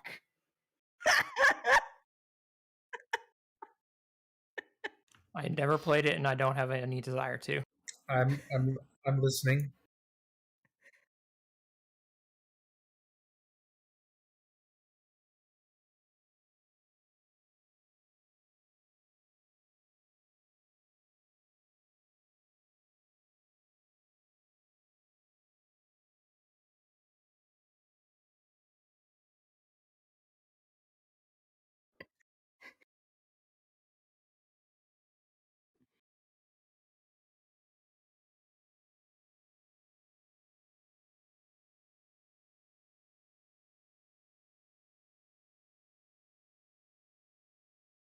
Also, just for them again.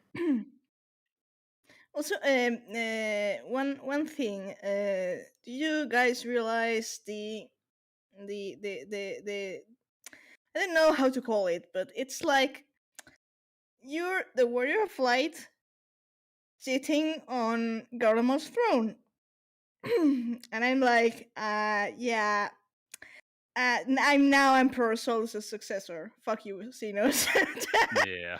There's a reference that Bond found. I'm going to put it up. I want to restate what I said because nobody heard a thing. So in Bloodborne, about halfway through the game, you meet a corpse that, when you interact with, takes you into a different nightmare dream world. It's called the Dream of Mensis, I think. This just immediately gave me that vibe when you see Warrior of Light dreaming. Obviously, he's not a zombie skeleton husk with no physical life left. But it's very much the same vibe. All right. 2 things, Fal. Yep. 1, I would like you to let the scene pan a little bit more so that we can see the wool a little bit better. And then 2, I gave you a picture. I'm aware of the picture. In. Mm-hmm. Yeah, we got to get this comparison. It's no coincidence. Just for the chat, it appears if I have Discord in the front, the push to talk button does not trigger OBS. I know how to fix that. What a weird. You don't have use the brackets to advance frame by frame. Yeah, you don't have admin mode on. That's what's going on. Yeah, that's an admin mode thing. I'm not sure if I like this shit or I'm just creeped that Xenos is like. It's gonna be a great moment, and I can't wait to get to it. He's gonna give us a big hug. It's gonna be hot. All right, so there's the shot. Look, he'll have his arms spread in just a moment. It's gonna be like a third of the way into the game. I think it might be earlier than that. Yeah, that. Yeah, this from Final Fantasy IX. Yep. Which I haven't played 9, but one of my friends sure has. Major spoilers. Final Fantasy IX. And you came to it's me. Not really spoilers if you don't know what's going on there, but it's definitely yeah. Important.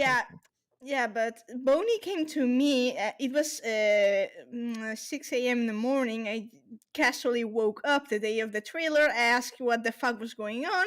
She dragged me into the DMs and asked me about this scene. And Bonnie asked me, "Do you know anything about Final Fantasy IX?" And I was like, "Yes." And when she showed me, I was like, "Oh fuck."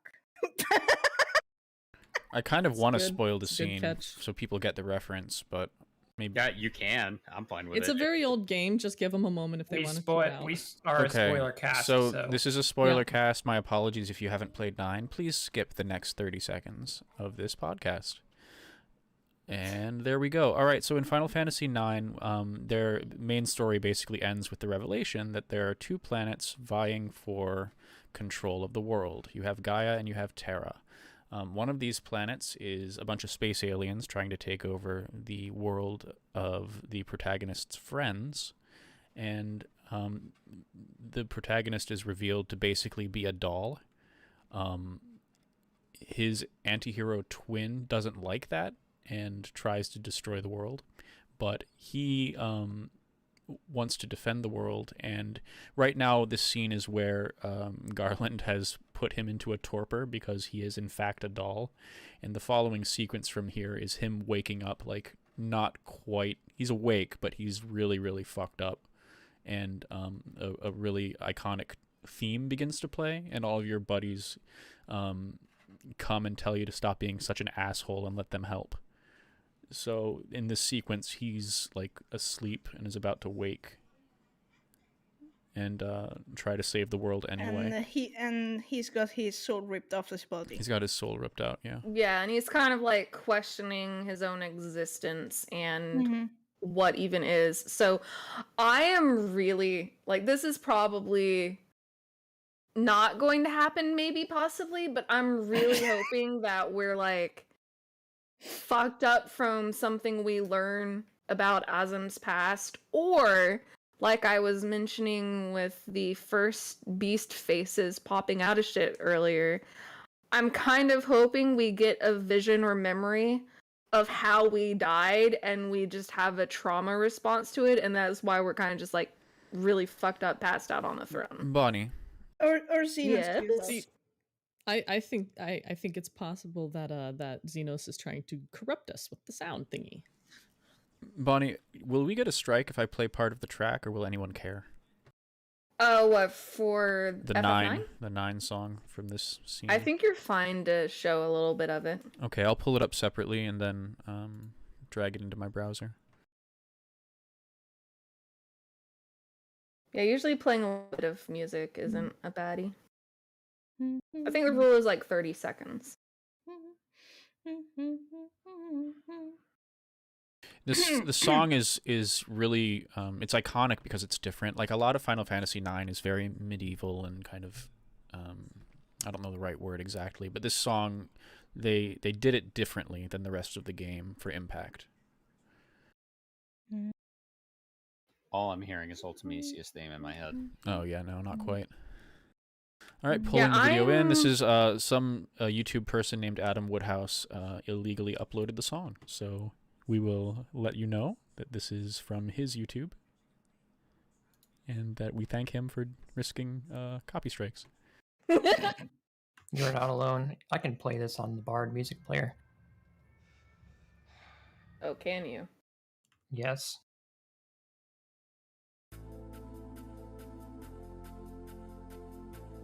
I'm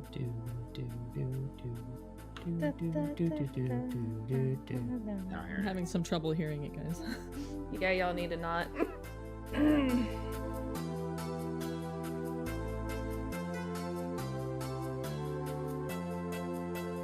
Oh, this song.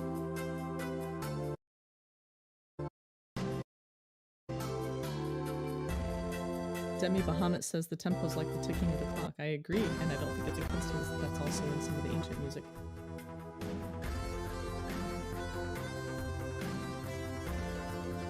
Or, you know, ancient people's themes.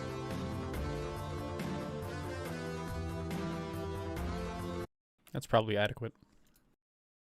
Yeah, that's pretty much the whole song there. This is absolutely unrelated, but did you know that Final Fantasy IX's logo is what is the inspiration for Final Fantasy XIII's Hope as Time Crystal? I told it. I said nothing. She said everything, guys.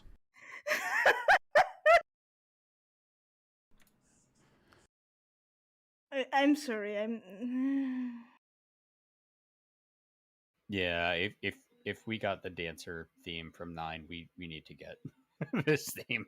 Right. It's going to be Xenos' new theme. Yeah. Oh, God. I'm super hyped to see what's going on here, though. This is one of the parts of the trailer that has really, really stuck with me. I think it's stuck with a lot of people. Like, yeah, people were even making jokes that, like, oh yeah, the Xenos Warrior of Light tag on AO3 is going to be hopping. Oh, jeez. What else do we have? It's definitely a very dramatic scene. It's great. Yes, it is. End of the world dungeon. Yeah, I want to know. I have so many questions about this shit. This is called the Underworld. This reeks of Underworld. Here, it does. Yeah, it reeks if you of see it. here, it really does look much more like veins to me than cracks. Someone else had said in chat earlier, and I agree. Yeah. Because look, they're going up instead of down. Yeah, you're right. So upside down land. Hey, something inversion. I'm gonna World of Ruin. lose my mind, aren't I? World of Ruin. Yeah. All right, yeah. I'm just saying. Several things of importance to notice with this dungeon. 1, we're running on sand. 2, we have Trust with us, so most likely dungeon. 3, there's freaking old school scuba gear in the foreground. In the background. There's massive, like, Leviathan freaking skeletons in the water. There's boat really wreckage everywhere, and there's aquatic plants. Ocean themes everywhere. Yeah, so I know some people have been saying this is the Source's version of the Amarot ruins. I'm personally wondering if it's going to be one of the rivers of the underworld. That's my take as well, Bonnie. In which case, the aptly named that in which name the aptly name that Bonnie decided to give this is really on point. Going up sticks. Yeah. I was gonna say I would actually say it's more likely to be the Phlegethon, like the River of Blood. Hey, Thanatos, can we hop a ride? Yeah, for now I've just been calling it Thal's Balls because there's balls in like Underworld, so it's a good name. Koji would love balls, bloody balls. There's a Meowth. Yeah, Meowth dead. It's also very interesting that these things do appear to be going up and disappearing into like dark clouds in a very opposite way that the star showers often appear from like pale clouds. I heard someone say that this is like the rejoining, but there's way more than 7 balls there. I want to address what rejoining. Mighty Germ said in chat. Is there a canonical underworld in this game? According to Through His Eyes, they have referenced an underworld before. Yes. The underworld was the afterlife of the ancients. The ancients called the live stream the underworld. Moreover, though, it's also the source of the theory that a friend of mine put forward that I've since subscribed to, that it's perhaps the cycle of life, of rebirth specifically, of rebirth of specific souls instead of soul energy, is unnatural, and once we would rest in the underworld, I look at this and I'm like, this should be a happy place, but it's stagnated because no one's there. Do you think that those balls that are going upwards relate to the towers at all? It's possible, but I relate it more to the falling stars. We'll see. There's that possibility, but I've also been wondering if this dungeon ends up being our moon dungeon, like the interior of the moon. I'm wondering if those orbs are all of the energy from the souls that Zodiark they're not exactly falling. They're going upwards. If you can see the ball in the background, how it's touching the sky and a ripple is forming. Yeah, you can see that there's But are they moving or are they hovering? They're hovering. They appear to be hovering. Because that like weird wackadoo thought is like, what if this is like a physical manifestation of the live stream, and what if those are like the gateways to each shard? I mean, it could be, but I don't see it myself. I like with the rejoinings, maybe not. It's just like my mind is kind of racing at the trailer still, and it's just like, what if? Yeah. Yep, I feel that. Because there's bones, there's discolored water. It just looks like a dead Leviathan or whale, and I don't mean the primal, I mean a Leviathan. Yeah. This gives me so Book of Revelations Apocalypse vibes. Oh, for sure. 100%. Yeah. I joked with one of my friends that the skeletons in the background are just the Reaper Leviathan skeletons from Subnautica. But another thought that I had with this area, because of the sky looking fleshy and these dark orbs, is these dark orbs could also be a representation of some kind of, illness, corruption, bacteria, etheric bacteria, that is. Heidelin. Hey, Neela. Etheria. Neela. Yes. It's a crate dragon. Great. Oh, God. That would be great. Could this be the source of the sound, or a manifestation of the sound, or the terminus beast? I don't think we're. I don't think so. Yet. Yeah, I think that's going to be a different expansion at this rate. Yeah. Also, Ayumi, that joke was pretty creepy. Oh God. Moving on. I would say it was a real pearl of a joke. Oh no. If you know, you Zoelia know. says some have theorized it's the 13th. I'm not buying it, Zoelia. No. World We've of already been to Darkness. the 13th. We've been there. I was gonna say, It's yeah, the we raid. have been to the 13th. We know what it looks like. You just do Yeah. Third Crystal Tower raid. Bam, you're there. But it is important to note that the lack of life energy and the effed up cycle. I mean, the themes are there, but this is probably not that. Oh, one more tinfoil hat theory from me regarding this place before we move on. Sure. If it is one of the rivers of the underworld, I'm kind of wondering if it's Leith, and that the other two have been blocked off, because using the river Leith to wipe the memories from any souls that get reborn would be certainly one way to go about it. Don't touch the water. And if that were the case, a huge amount of souls going through a single river, I could see that screwing things up massively. Maybe this is the river of souls Xenos is trying to drink. Yeah, him talking about supping on a sea of souls, I'm just like... And those are just the boba balls in his drink. The boba balls. Maybe that's the Oh my God. I'm moving on. Really? Let's go. Let's fucking go. Forget. I refuse. No, just... All right, he's no. flying on Vritra. Yeah, we saw this in the CG trailer. Yeah. So this is the Something looks non-CG. wrong with the giant skull or whatever it's called in the background. It's really weird. You can barely see it though. This thing. Yeah, it's like right before Vritra. Vritra. I just said Vritra. Ring of Vritra. It's actually easier to say if you pronounce it in Spanish, but there is an I sound there even if the letter isn't there. It's because it's taken from Hindi. In Spanish pronunciation, yeah, there you go. You just go. Oh, never mind. You went on. I'm trying, okay? It's already at 0.25. Like, Come on at now. the perfect time, but like my stream is behind and I haven't been able to make it catch up. F. So you can see the big spire of rock there, though. Yeah. Yeah, like yeah. I don't know if that's just an effect of the weather change. Freaky too. Yeah, like I don't know if it's just because of the weather and lighting change, or if there's actually something fucked up with the crystal. What's not fucked up at this point? I mean, true. These parts of the crystal were translucent in the original, were they not? Yeah, they're and like the sky really is red, bright, so pale, purple, and whatever. Yeah, I would say it's the weather effect, but I mean, part of it being just completely blacked out is what's bugging me, unless there's something casting a shadow that's off screen that we can't see. No, I mean, it just looks foggy to me. If you consider the source of the light, and that this is the underside of the crystal, it's totally possible it's just that dark over there. And right? Also foggy.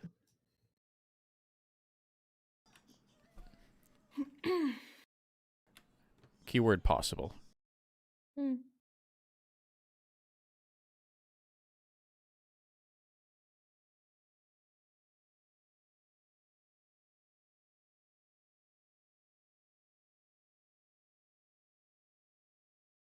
Okay, this is some sort of boss, eh?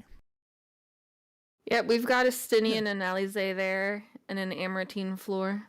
I was gonna say, look at the floor. That looks kind of familiar. At least the general design style of it. But the entire background is black. Yeah, I'm wondering if that's actually going to be a black background, or if it's another case of I them think hiding it's going shit. to. I think Right, it's going to be like a they turn black the lights off. background. I think it's going to be a black Turn background the light on.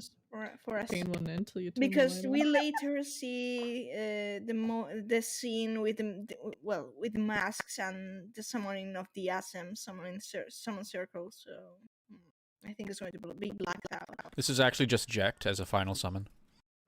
Oh god. What the f is though? Yeah, I agree with Mighty. This feels like it's probably in the Amartine/Zeal dungeon, especially with that floor. Yeah, Mighty Germ in chat says feels like it's in the Amartine Zeal dungeon. Exactly. Yeah, agreed. Yeah, I tried to get a good look at its is face. still wearing her old clothes. You can't see it. So that could just be them being silly. If you max out your trusts, you can actually pick which costume your trust uses. Oh, interesting. I didn't know that. Yeah, that's a cool thing. Or they might be doing an MSQ costume swap like they did before. You can get a clean shot right at the end of this. Right at the end. Yeah, can you use the thing to page back by it does 5-second skips. Well, I mean the carrot keys that go one. Yeah. Carrot keys go frame by frame. Is that its face? Carrots. Delicious, delicious carrots. Yeah, it makes me think maybe a syrup, but I just don't know. No, I don't think so.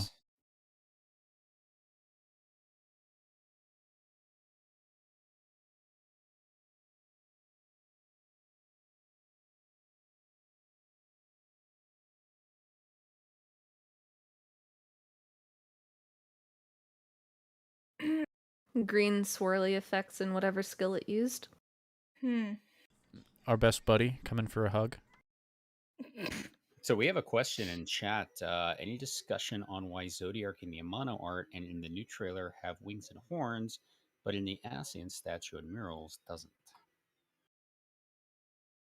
It's something I'm curious about as well. I've wondered, and I haven't lit on any obvious answer myself, but maybe someone else has an idea.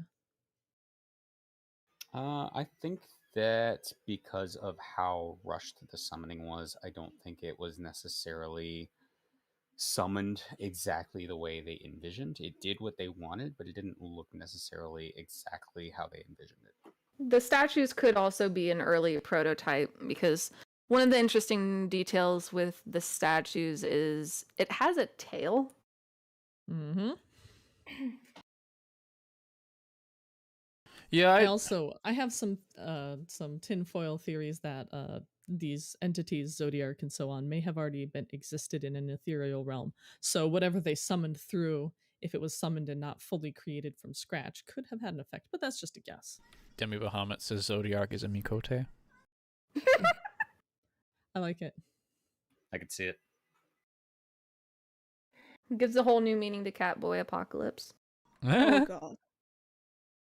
There's mouth movements though. Wow. Yeah, this is the scene that I think is him talking to the Warrior of Light sitting on the throne. Though we'll see. I'm gonna turn the music on full speed. Yeah. So Xeno's saying that wherever you appear, wherever there's pain and suffering, you appear. I think that's going to be a response to why did you do all this? It's like to fulfill your duty as defender of this star. Yeah, I just wanted you to come hang out with me. I also think. Yeah, I also think it's going to be part of his "I'm so smart, I was able to control and manipulate your behavior" thing. Well, you didn't answer my text, so I had to do something. God damn it, Wall, this could have all been avoided. Just respond. You can't leave the apocalypse unread, Warrior of Light. So, question from Mighty Germ: is Zodiark dead or just in prison? We are given to understand that he was dormant for a while. However, we had this psychic roar at the end of A Realm Reborn. If you rewatch the closing cutscenes there, you'll see we get a vision of a dark crystal and this weird noise, and all our friends, we've envisioned them disappearing. So my guess would be was asleep, now awake, and the Ascians Emmett Selk tells us that if the rejoining were to be completed, Zodiark would shatter his prison. So he's obviously capable of being conscious at that point. I think everything that we've seen indicates that he's very much alive and waking up. Angry. Especially if we see the Job Actions trailer, we see the darkness flowing out of the moon, so we know he's close to being able to breaking out. There are some hints that he might be angry, which I mean, I'm cranky when I get woken up too. Yeah. Same. In chat, Blake Dean says, "Do you mind if I throw out a very broad what-if lore scenario?" Please do. Yeah, but regarding Xenos, it's like, everything could have been avoided if the Word of Light would have read his katana pictures. How dare you? Check out this sweet katana I found from the 13th century. Isn't it rad? How dare you ignore my chum sites? Alphino paid how much for this? God. No, Square, we are not prepared and you know it. Yeah, I'm actually... This handle kind of looks like my boner for you, isn't it great? Also, I want to comment on those text lines where it asks, "Are you prepared to meet the end?" I think that may be very literal. So Hey, End, how you doing? I refer back to Illidan's response. No, you are not prepared. I will also point out the very first scene we see of those little flashback sequences was the Warrior of Light walking up to Thanalan. Since Paladin quests are in Thanalan, it may be that it's whatever city you started in. I wonder. We'll see. Yeah, so we see flashbacks to all the significant events in all the expansions. Yeah, like all the... Yeah.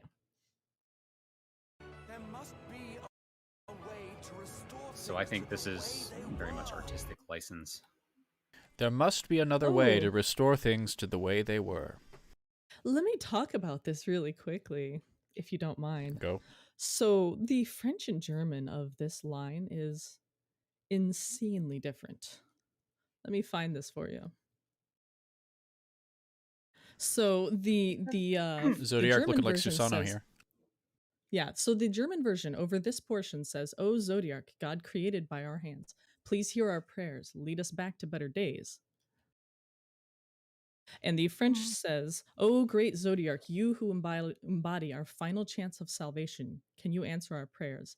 And then it says something like devour and maybe suck, I couldn't catch that word, lives again and again until we can finally return to that time.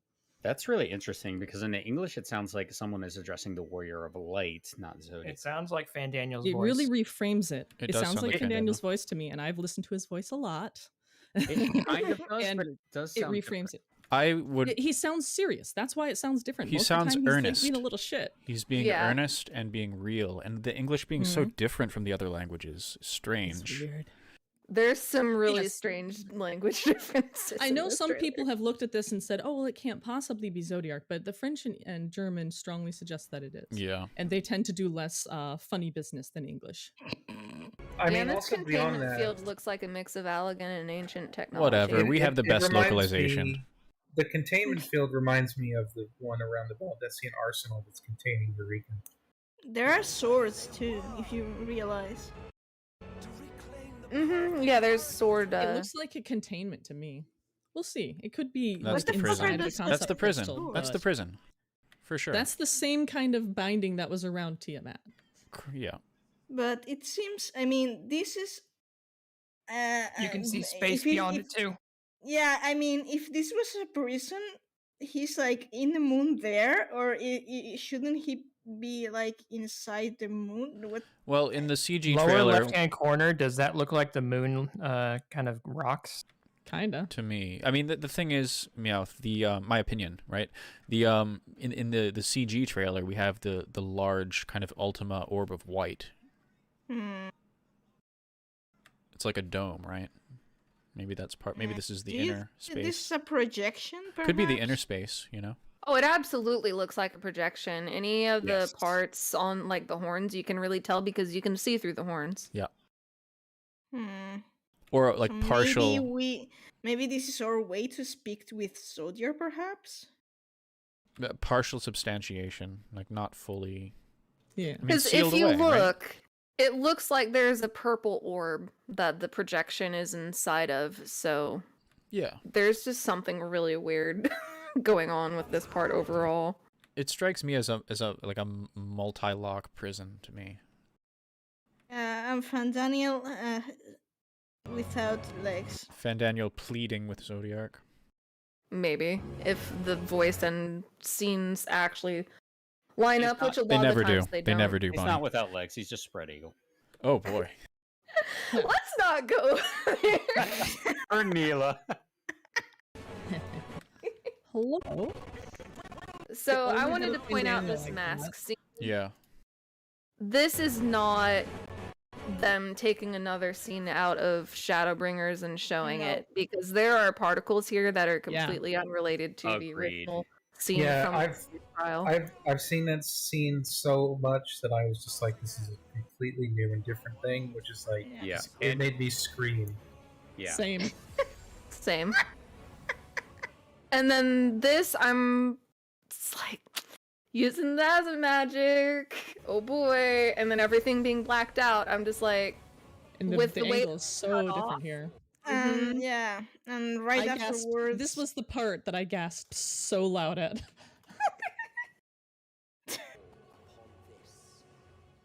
yeah, and right after that, we get the closing lines from Hades. So yeah. Which we're gonna have to talk about that. It reminds me of his line from the one short story. Well, Neela made an important discovery regarding the ending Hades line as far as other languages are concerned. Oh yeah, it doesn't exist in any other language, not Japanese, not French, not German. That's only in English. Really? Yeah. I mean, someone could double check Japanese to me, but the voice doesn't sound like the Hades narration at the beginning, and I'm pretty good with voices, at least. Yeah, it's definitely a different voice actor. Yeah, it's a different voice. It's just not. It's only in English, which is interesting that we got something extra, but also cool. Not complaining, just kind of like. Yeah, if I can get through a bones with Renner's dagger, here's service. I'm sorry. I was typing in chat one of my ideas and forgot to mention it. Let me mentally back us up to that last line that let me see what it says. The line that says, "It will be ours again, a world free of sorrow." That's also very different in other languages. So in French, it says, "Do you really want to destroy this beautiful world, or do you really want a beautiful world for nobody?" I'm not sure which, because I'm not as good with German. And in French, it says, "What are you planning to do? Destroy our beautiful world?" So that's a little different. That's a lot of different. In context, it might make more sense. Yeah, and I also want to point out with a bunch of these unknown voices, there's the possibility that it's the remaining Ascians or a vision of, what was going on when the Ascians were, planning their second Zodiark summoning or something like that. But there is also the possibility that it is present day people on the source saying those lines. Indeed. Because if the world is fucked enough, they might actually start turning to whatever they can. Which would also, of course, make sense why Myths of the Realm happens, but... One thing, the way the transition from the logo. Can you replay that? The way the scene transitions into the logo. Yes. This could be them sneaky as fuck, because what transitions here into the Endwalker logo is not the moon, it's the world. So yeah, it is. It was. I figured this was always the plan. It doesn't look right for the moon. Sorry, yeah, so it is the Dorito spaceship not going to the moon, but going from the moon to the world. Interesting. And it houses something Zodiark. Here's something else to consider about this logo. So that Heidelin artwork where it's her and then Minfili all chained up, and that has a little orange in the corner? That's color inversion. You know what this is, where it's a blue world and then it's kind of orange in the corner? That's a direct color inversion. I've drawn a line over it and inverted it, and it swaps directly from blue to orange. Ooh, and orange to blue. Let me see if I can upload it. Yeah, I never thought it was like after the first week or two of studying, I didn't think it was the moon anymore. Mm-hmm. Yeah.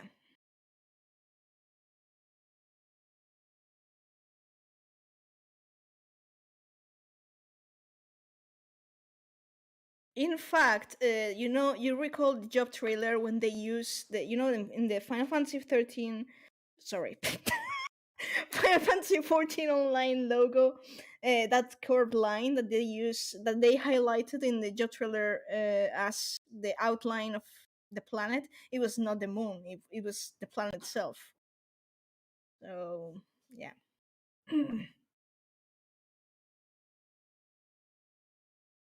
So yeah, I'm kind of suspecting maybe Dorito saw the arc into the world. So yeah, that would be nice. Alfie. Is that Alphino's voice? It doesn't sound like Alphino's voice. Yes, it is Colin Ryan. Two of you at my side. It's him. It means more to me than you know.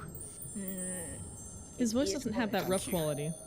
He's talking to his dad. Isn't like him. That's what I think. Given what lies ahead, yeah, but I maybe did it's not wish to leave for later. That which I could do today. Maybe they finally had their growth spurt. His voice sounds rougher.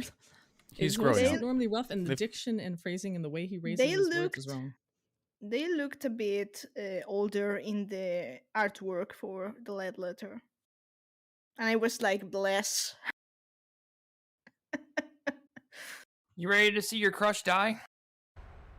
It's not my crush, it's my character, and I'm fearing already for her love life, so Two of you at my side. that's been too screwed up. To me than you know. Please don't. In before is not that Alfie is gonna die, it's that he's the only survivor. Oh, I'd love that. Which is I did not wish to leave for Just mix them all. That which Start I could fresh. do today. Yeah, maybe the implication here is that everybody, including us, dies tomorrow is never except for promised. Alpha. There you go, Foul. Got it. 1 second. Yeah, sorry, I had to go searching because apparently I didn't have it saved. I'm worried about it. I mean, at this point, if we were to die, that wouldn't be a plot twist. Yeah. I mean, we're stupid enough to kill ourselves, so. I mean, That honestly, too. I think it would be great if during the battle for the final days we died, and then we go to the underworld, we do our thing there, and we come back, and it's like, oh my god, the world is in complete chaos. Please help. Yeah. Boney, that sounds familiar. Yeah. And then Xenos is like, hey, I collected my friend's body. I'm gonna do whatever I can to bring him back. Imagine how mad he would be if we died and didn't even like try and fight him first. That'd be funny. I'm sorry. It would just be entertaining to me. Now I'm just imagining like we're passed out in the snow somewhere and Xenos happens upon us. And he's like visibly upset, starts killing everyone. I didn't get to kill him. Brings us back to the creepy bone room, lights a fire in the fireplace. Yep. The bone room. It's tea time with We're Dolly. not going to the bone zone with What? Xenos. In the bone zone. God damn it. Oh my god. Well, at least the size difference between my wool and Xenos is going to be less crazy in Endwalker since I'm going over to Bunny Boy. The bone zone. Oh, hey, here's another fun fact. It's not important or anything, but in German has a word spelled like B-E-S-T-I-E, bestie, and it means beast. So that's why he's calling us besties, because we're his little beast. It's such an amazing coincidence of linguistic pun. It's amazing. So every time he's like anything about beast, I'm like, hey, bestie. Want to come to the live stream with me, bestie? Poor Meowth may never recover. We've really killed her. My friend. We're killing her before we're killing her before the expansion even gets a chance to. Right? At this rate, Meowth is going to have an extended stay in the underworld. I mean, that could be a reward, though, given who's there. It's a reward. True. Don't fool Me yourself. and my bestie in the bone zone. Please remember to breathe, hero. Here at Memory's End. Hero. I mean, I'm pretty God, sure that most of us in narration. this chat could use some more water. I've missed you, Meow. Take a breath. Yes. No, don't take a breath. It's been too long. It's been too long since It's you've been lost too it. long.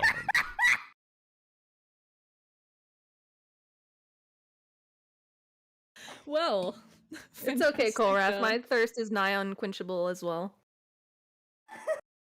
Indeed, I've Indeed. consumed the entire Oh, convocation, and I still Neela. want I'd, more. I'd see it as at least a touching final scene at a minimum. Bonnie and Neil are both inspirations for me in that regard.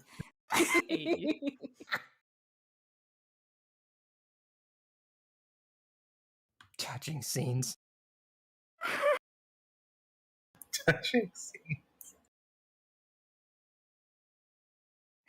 You I didn't touch even mean it something else, that way, right? but yes, absolutely. Give me a touching scene. I with a figured it was lipless. topical, so.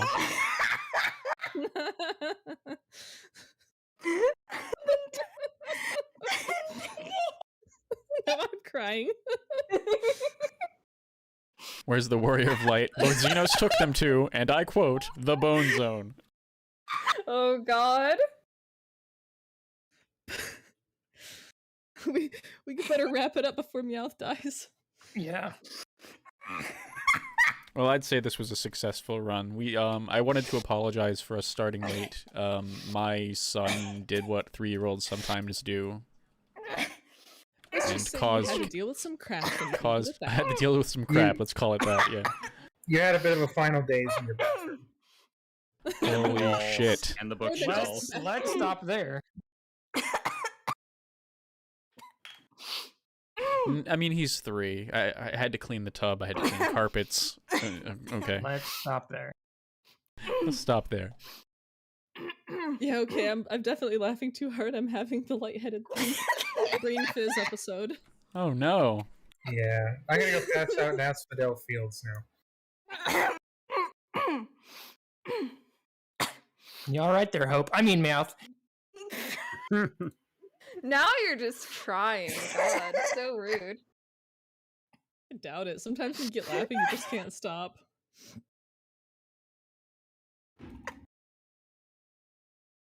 Yes, Xenos' sight is made of bone. Yes. Yeah, and kind of glowing crystal too. It was rock hard before we even met him. Oh my God. I'm gonna rewind to the scene with the monster's abs. Thank you. I hate that I was noticing how the abs were like muscular and glistening. I was like, I don't want to see this. Or do Don't you? though? I don't. Okay, I have a type Anyway, when you know- it comes to monsters, and that's not it. German in German, that would be a bestie right there. Here's your workout, buddy. Jesus Christ. Or should I say Zodiac? Yeah. Yes. To all our newcomers here, this is yes, this is how we are. We're Yeah, wild, we're it is. crazy. Mighty German Krista mentioned Humbaba. It is the Humbaba model from 6, absolutely. But with more Way eyes. more eyes. But with way more eyes, and also though we've seen the model before, so it's not See, news. I was gonna say that the eyes really Exactly. remind me of like Jake's Jake's parent from Adventure Time. You've All right, you've yeah? seen that model because it's one of the first time we saw it. It's one of the mobs in The peaks. the peaks. Yeah. Higher The mood peaks. The mood suits. Yes.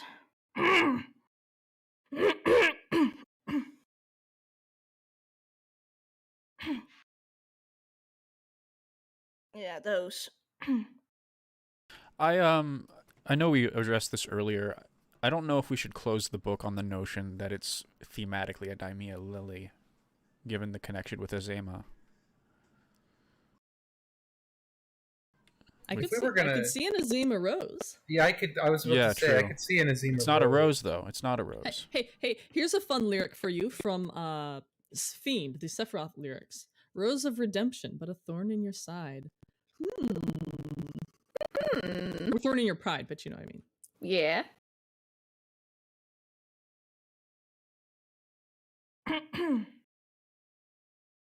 It could be. I mean, technically, it could.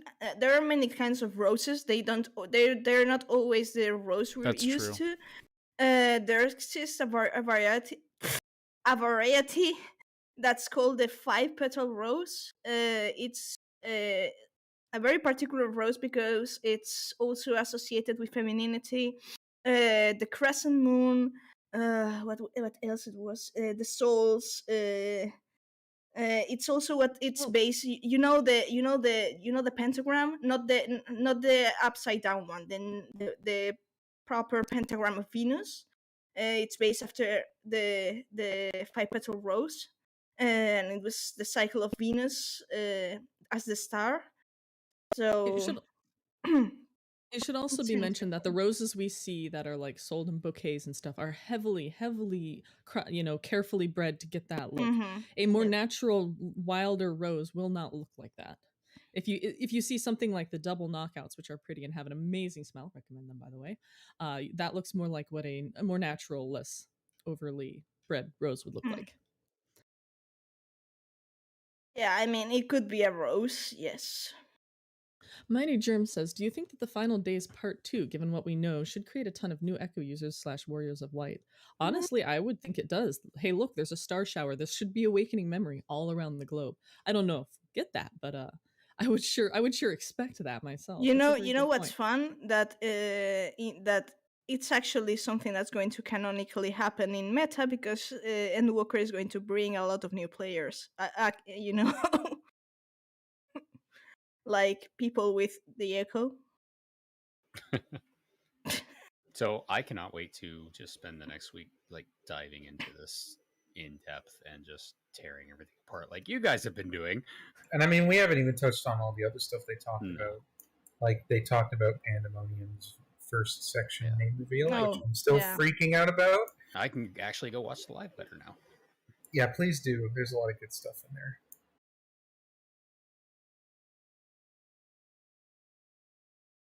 Well, I had a great time today. I'm sure you guys. Thank you guys for sticking around. This was a very long, extended episode. I'm sure for a lot of you. We usually go 90 minutes, but this was 2.5 hours. Yeah, it was a lot to cover. It was a lot to cover for sure. And thank you all for being here.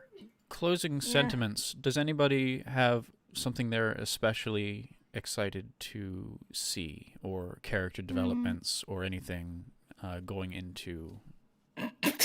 I mean, like pick one thing. Pick one thing. The obvious thing for me, a certain Asian. That's just like your opinion, man. Yes. I'm personally very excited to learn more about Fandaniel because I like him a lot, and I want to know more about his question because I have some predictions I made a very long time ago that I want to see how close I was or wasn't. I'm definitely there with you. I want to know a lot more about Fandaniel. He's certainly captured my attention and surprisingly made me like Asahi. Cobran, if we're right, if I'm right, we're gonna lose our shit. Probably. Personally, I'm agreeing with Soldier. I want to see more. I'm excited to see the Azem development arc. Essentially, I want to see what more they do. It started out as a joke on my end. What were you responding to, Amy? The Halroot thing. Ah, yes. Yeah, the dude. It started out as a joke. If he actually looks like that, oh my god. Oh yeah. Like we see him and he's smoking a pipe or something. So I think I'm most excited about seeing the other side of the original Final Days and what happened, and seeing that, hey, Zodiac was a Band-Aid, so we made another Band-Aid. The real threat is still out there. We need to deal with this first, but come 7.0, we're going to be dealing with this other growing threat, which I'm going to put together a video on what I think is going to be happening in 7.0 that's going to drop the Thursday before the expansion.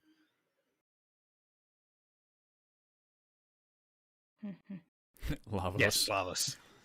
I know you may not agree. I keep Alfina for myself. No, there's no worry at all. I'm just like, you better not touch a hair from my child. Aside that, in this point in which I'm sort of expecting whatever Square Enix decides to throw at me. How about Bonnie?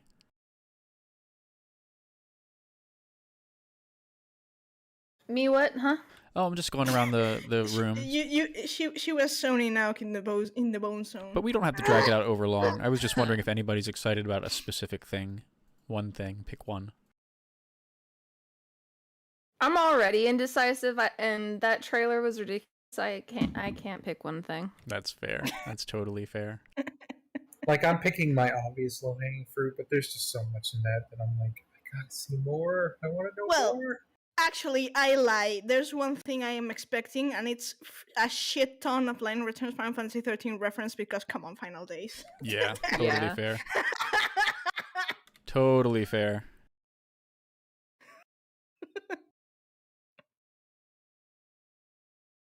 Well, I guess we'll call it there.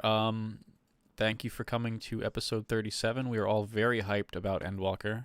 We have exactly 1 month until release date. Today is November 7th, so be ready for it. You now have a few extra weeks to get your levels done if you want to get anything maxed. Finish up my Paladin relic. Exactly, any relic grinds. Be mindful that they will be wiping the slate clean with current experience on a level. So if you have a 58.8, get to 60 or 59 because they're going to wipe you back to 58.0. So I'm going to be looking at the live letter slides after the cast probably, and I hope you all have a wonderful week. Do we know what we're discussing next week? Not quite yet, but I think we'll throw out a tweet during the week, and we'll let you guys know. Yeah, we kind of have to adjust the schedule now that we know that they're delayed. Absolutely. And we always want to know what you guys want to learn or hear more about, too. Yeah.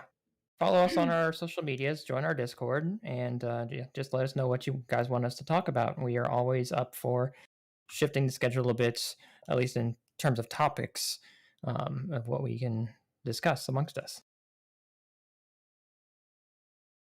All right. Well, thank you all for joining us today. Yep, absolutely. I'll throw us in credits, and we'll see you all next week. Catch you guys later. Have a lovely weekend, everyone. Thanks so much for coming out, everyone. It was great to have you here. And don't forget to join our Discord. Don't forget to join our Discord. We love you, have you here. Do it. Do it. See you all next week. In the bones.